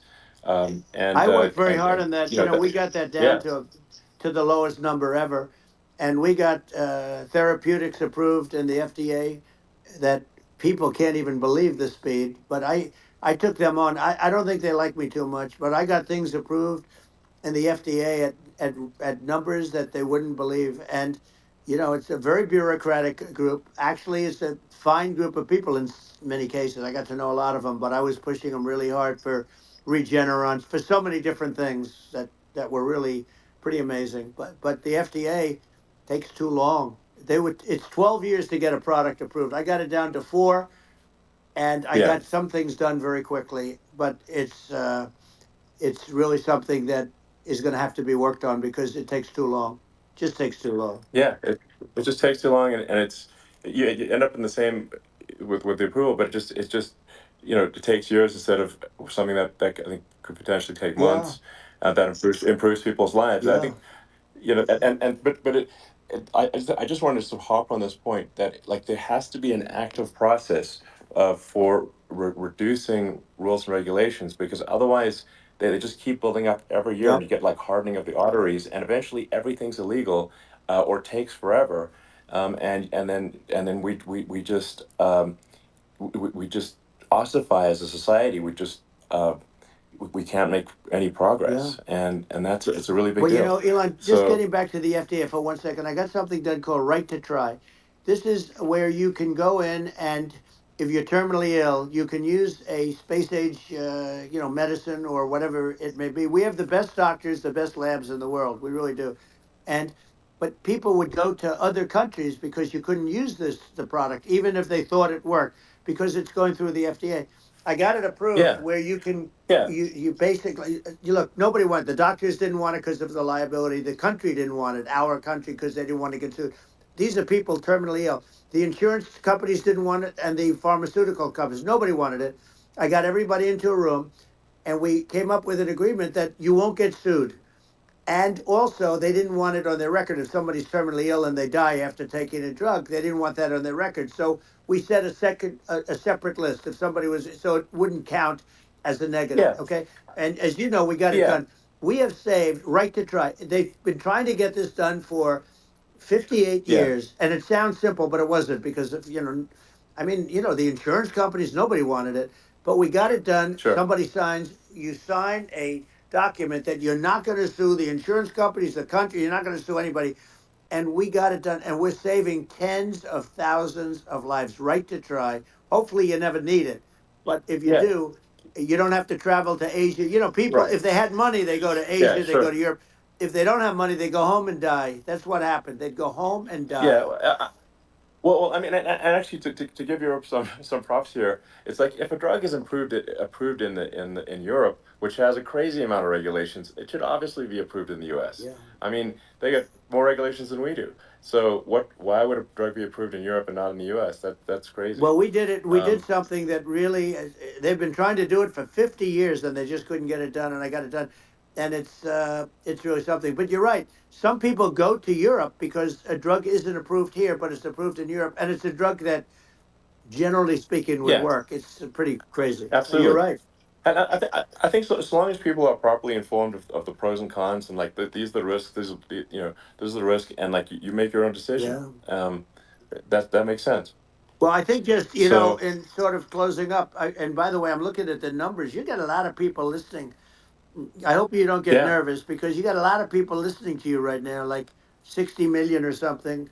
What is that number? It's crazy. It's amazing how you can see that right away. How many? What is the number? Wow. What is it? Well, Wow. I think in Wow. terms of people That's a that big. That's bigger than you said. You said 25, and you're much more than double that number, 25 million. I think you're going to be 60 or 70, and I guess over a period of time. Hey, I congratulate you. Do I get paid for this or not? well, I think actually in terms of the number of people that will hear this conversation over the next few days to Right. weeks, it's going to be hundreds of That's what they millions. say. Yeah, that's good. Well, look, it's an Yeah. honor. I just asked this: are you better off now, or were you better off when I was president? Nobody's better off now. People, we put out polls on that, and nobody's better off now. Inflation has killed it. And they also feel very unsafe. You look at what's going on with a lot of different things. You look at the riots we had at the Yeah. colleges over, I mean, it's ridiculous, but Right. all of the riots, they just feel unsafe. And now they really feel unsafe because you have a new form of crime. It's called migrant crime. I call it Biden Well, migrant yeah. crime. Maybe I'll call it Well, Kamala I, migrant crime. But I mean, with all these things, I always try to get to the ground truth by just asking people. And my mom lives in New York, and I was like, Mom, do have any of your friends, been attacked or assaulted? And she said, yeah, three of her friends in three it's separate crazy. incidents were assaulted just in recent months, just walking around the streets of New York. And I said, well, did what happened to the people that assaulted them? Oh, nothing. They got away. Like, and they just They know that always get away. nothing's going. And they don't ever, and they don't even bother reporting it because there's not. They know that there's not. They're not going to. People are not going to get prosecuted. They just let violent criminals out in New York The only one with that gets zero bail. prosecuted is Donald Trump. They don't get, they prosecute Trump. Yeah, I mean it's just obviously messed up Oh, it's if terrible. violent criminals are being getting off scot Yeah. free, and meanwhile the New York spending massive resources prosecuting you, and it's like what's this and I think the sort of sensible public looks at this and says, what the heck's going on here? This is obviously abuse of the legal system. Um, the legal system is supposed to be protecting the That's public right. from violent criminals, and it should be obviously allowing the public to make their own decision about who should be president, as opposed to some legal case. Once they start this precedent, because this can go on with the next one, I mean, this is a very bad precedent what they're doing in terms of, going after their political opponent. And that's all it is. It's going after their political opponent. Yeah. And then you get a judge who's, a strong Democrat. And I'm being nice when I say that, in many cases, crooked as hell. But you get a judge and you go into an area where a Republican gets 3 or 4% of the vote, and you'll have a jury pool Yeah. with people that hate Republicans or hate. It could Sure. also be the other way Of though, course. because it could start the other way in areas where they hate Exactly. Democrats, and you get into a Yep. Pandora's box. It's a very dangerous thing for this country, and a very dangerous thing even for the state. New York City is Yep. losing. New York Absolutely. City and state lose a lot of business over what they did to me, because these people say we don't want that to happen to us. That's no justice system. You have an unfair system of Yes. justice, and it's costing New York State a tremendous amount of money. People are leaving and companies are leaving, and they won't come back. So all of that stuff is important, but the economy now is the big thing, and we can turn that economy up so fast, and people are going to be back again. We're going to get rid of Yeah. I think there's inflation. I think there's a lot of Right. opportunity. Absolutely. Absolutely. So And I just I want think to I I want to think congratulate you. You've done an amazing job. You have definitely got a fertile mind. We can talk. You and I can talk about rockets and, it's kind of you to say thank you. well, tunnels. We can talk about tunnels and rockets and electric cars. So many things. And now you're into the AI, and that's going to be another beauty, I'll say. So Yeah. it's an amazing, it's an amazing thing you've done, Elon. It's an amazing thing, and I Well, congratulate you. I mean, thank you. And well, I mean, I just say here, here's to an exciting, inspiring future that people can look forward to and be optimistic and excited about what happens next. And that's the kind of future that I think you will bring as president, and that's why I endorse you. Well, I appreciate that. That endorsement meant a lot to me. Not all endorsements mean that much, to be honest. Your endorsement meant a lot. And, we have a phrase, make America great again. It's pretty simple, but it really says that we want to make America great again. And we can do it. We can do it now. But if we were going to suffer another 4 years like we've suffered for the last 4 years, I'm not sure the country can ever come back. That's how bad it is. It's so bad. We have to do a lot I of think that's a things. very real Yeah, risk. it's a big That's a risk. very real risk. Yeah. And it's, I'd just like to note to people listening, like I've not been very political before, and if you look at my record, I've actually been.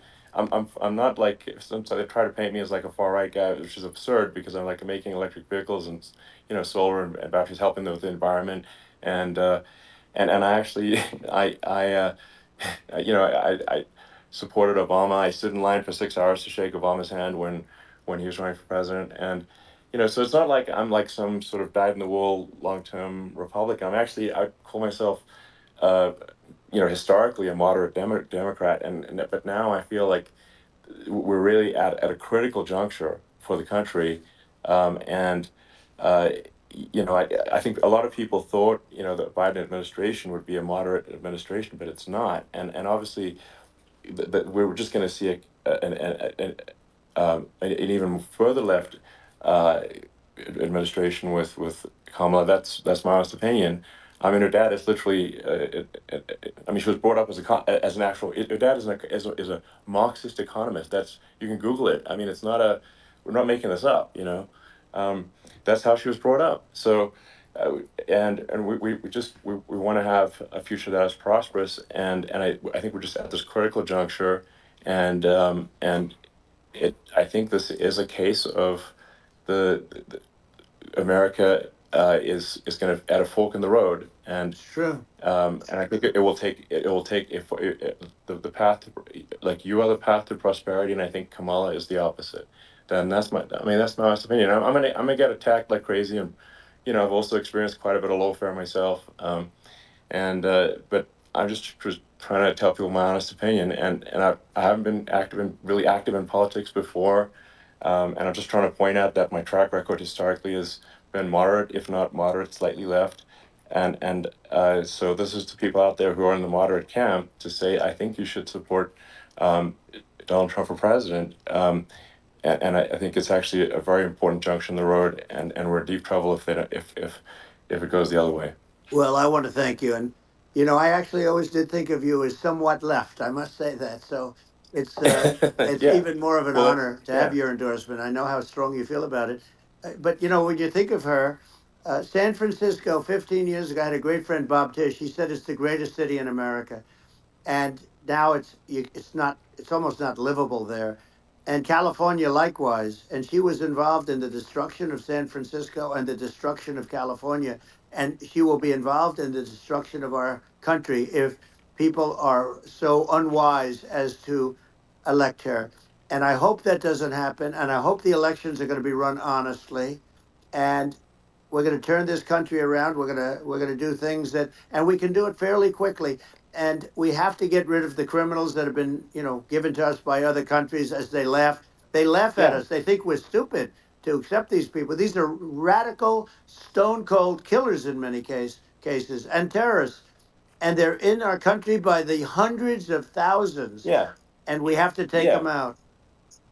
Yeah, I mean, if I could summarize it, perhaps, I think these are issues that I think most people in America would agree with, which is that we want safe and clean cities, we want secure borders, we want sensible government spending, we want to restore both the perception and reality of respect in the judicial system, just stop the lawfare, and I think like, and how are those even right wing positions? I think those are that's just common sense, and that's I mean, would you agree with that? 100%. I don't understand, the whole, they call it progressive. They don't like the word liberal anymore, but call it liberal or progressive. I don't understand how somebody could say that it's okay for them to empty prisons into our country.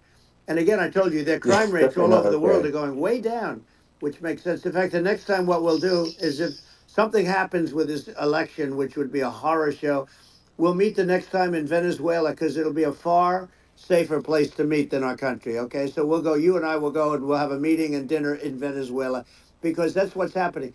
Their crime rates coming down, and our crime rates going through the roof. And it's so simple. And it's, you haven't seen anything yet because these people have come into our country and they're just getting acclimated, and they don't know about being politically correct law enforcement or lack of law enforcement. And our police, I have to just end with this. We have great police. We have great law enforcement, but they're not allowed to do their job. They have to be able to do their Yeah. job without being destroyed. Well, absolutely, and it's obviously demoralizing if you're a police officer risking your life to to arrest violent criminals who could kill you and do kill you sometimes, and then you arrest the violent criminal and then the DA doesn't prosecute and they just let the guy out. Yeah. Well, then like why should a police officer risk their life uh, to arrest a violent felon Well, even worse, if Elon, nothing's going to happen? even worse, they prosecute the police officer. They go after it and they prosecute the police officer and they take away his pension. They take away his Yeah. job. He loses his family. He loses his house. Well, I thought it was very telling, like incredibly telling, that when there was that case where sort of a gang of thugs beat up police officers. I think it was in Times Yep. Square in New York, and and then nothing happened to those guys. They were let out, zero bail, and I think a bunch of them were given free tickets to California.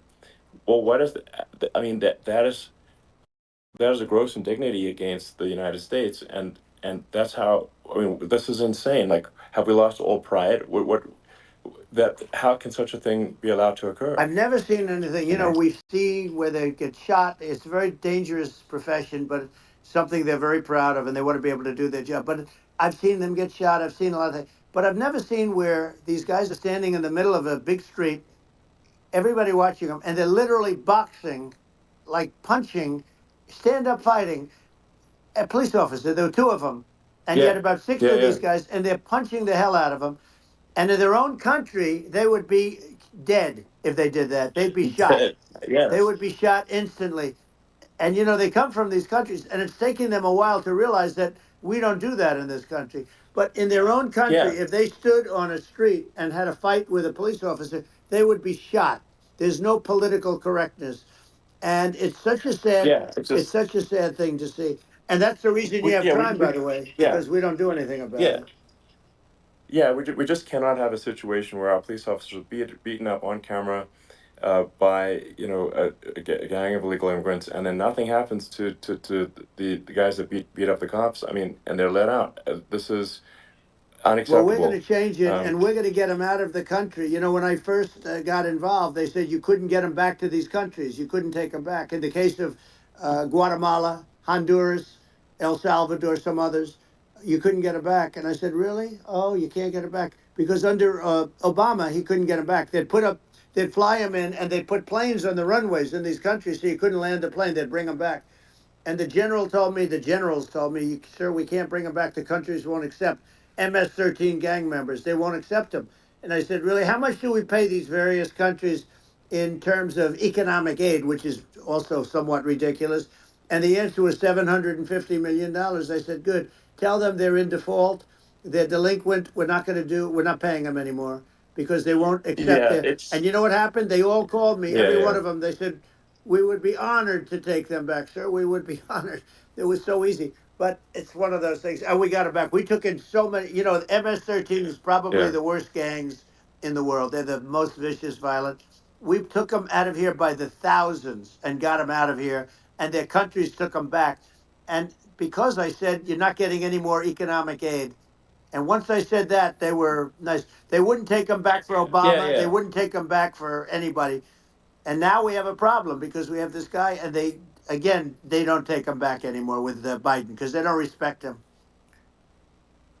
Yeah, yeah. It's just gotta be done. We just can't have uh, whether they're citizens or not citizens. We can't have because they won't prosecute citizens either, not just illegals. So, if it's you can't have violent, repeat violent offenders that are not that don't get That's incarcerated, right. because they will obviously, by definition, continue to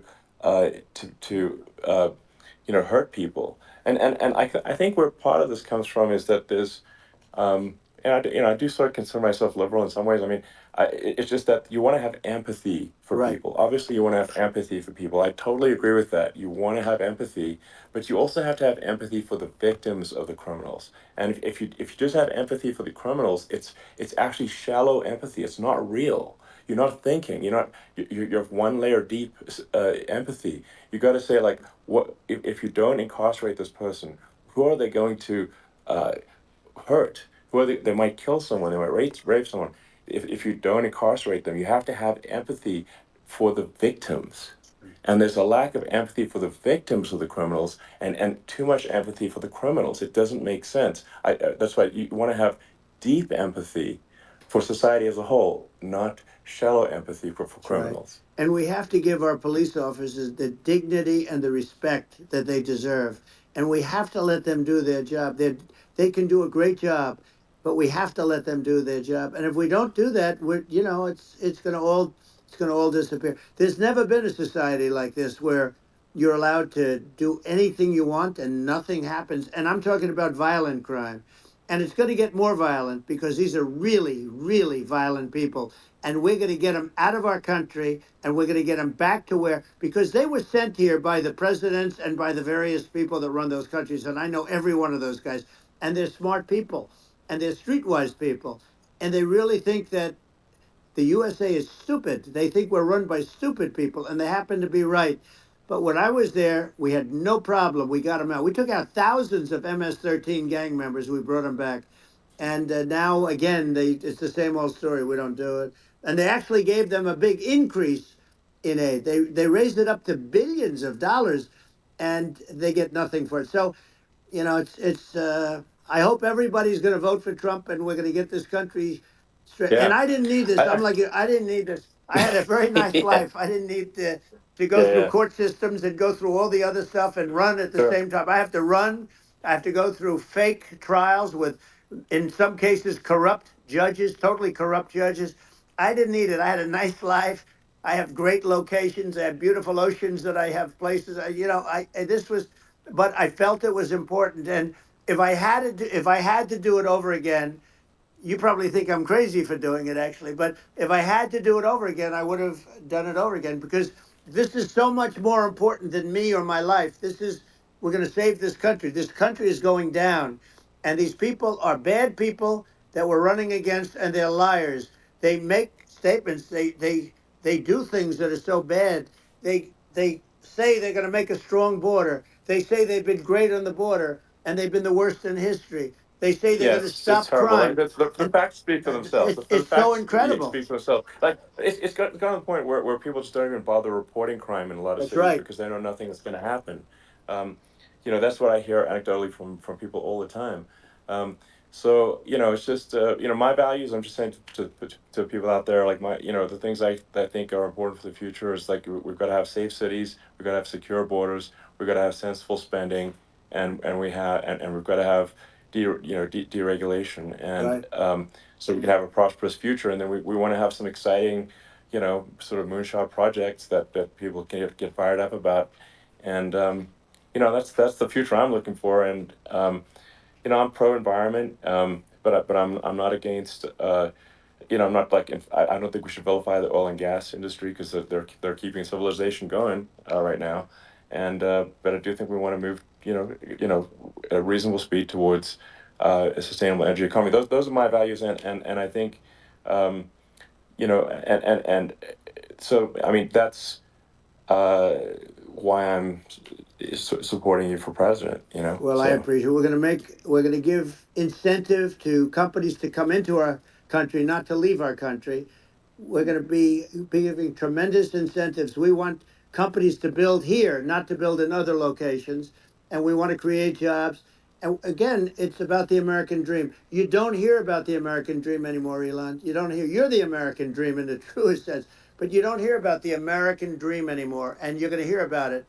People, they need that incentive to go out Yeah. and do it. And they're going to love their lives. I mean, they're going to look forward to getting up in the morning and going to, going to a job that they love, not a job that they can't stand, or not any job at all where they have no money, where they Yeah. literally have no money, and then they end up with violence and lots of other problems. No, we're Yeah. gonna do some great things, and I learned a lot in the first. We had a great economy and all of that. We rebuilt the military, we did so much, but I also learned the best people. I learned the good people, the smart people, the dumb people, the people that can do things. The people, you learn. When I first came in, I tell people I was in Washington D.C. only 17 times, according to the fake news media. I was in 17 times. I never stayed over. And you don't know people. You rely on other people to give you names, and then you realize the people you relied on weren't so good. Now we had great people, but we also had some where I wouldn't have, used them had I known. Now I Yeah. know everybody, and I think we're going to really turn things around fast. We have no choice, otherwise we're not going to have a country. And I really appreciate this. Has been to me, it's been a lot of fun being with you. You're an amazing guy. You've done an incredible job and a great inspiration to people. A great inspiration, and I hope you keep going and just continue to do well. And we're going to have a big election coming up, and I think November 5th will be the most important day in the history of our country. I think that election will be the most important election, and I think it'll end up being maybe the most important day in the history of our country, because if Yeah. we don't win, I just feel so sorry for everybody. No, I think we're at a fork in the road of destiny of civilization, and I think we need to take the right path, and I think you're the right path. So I think Well, that's what it comes down to. thank you very much, Elon. It's a great honor, and we'll do it again sometime. And it's been really fun, and I hope you got a lot of viewers. I hear you got a lot, but I hope you Sure. got a. Yeah. I know you got a lot of them. So I appreciate it. I'll see you soon. All right. Sounds good. Thank you. Thank you, Elon. Thank you very much. Bye.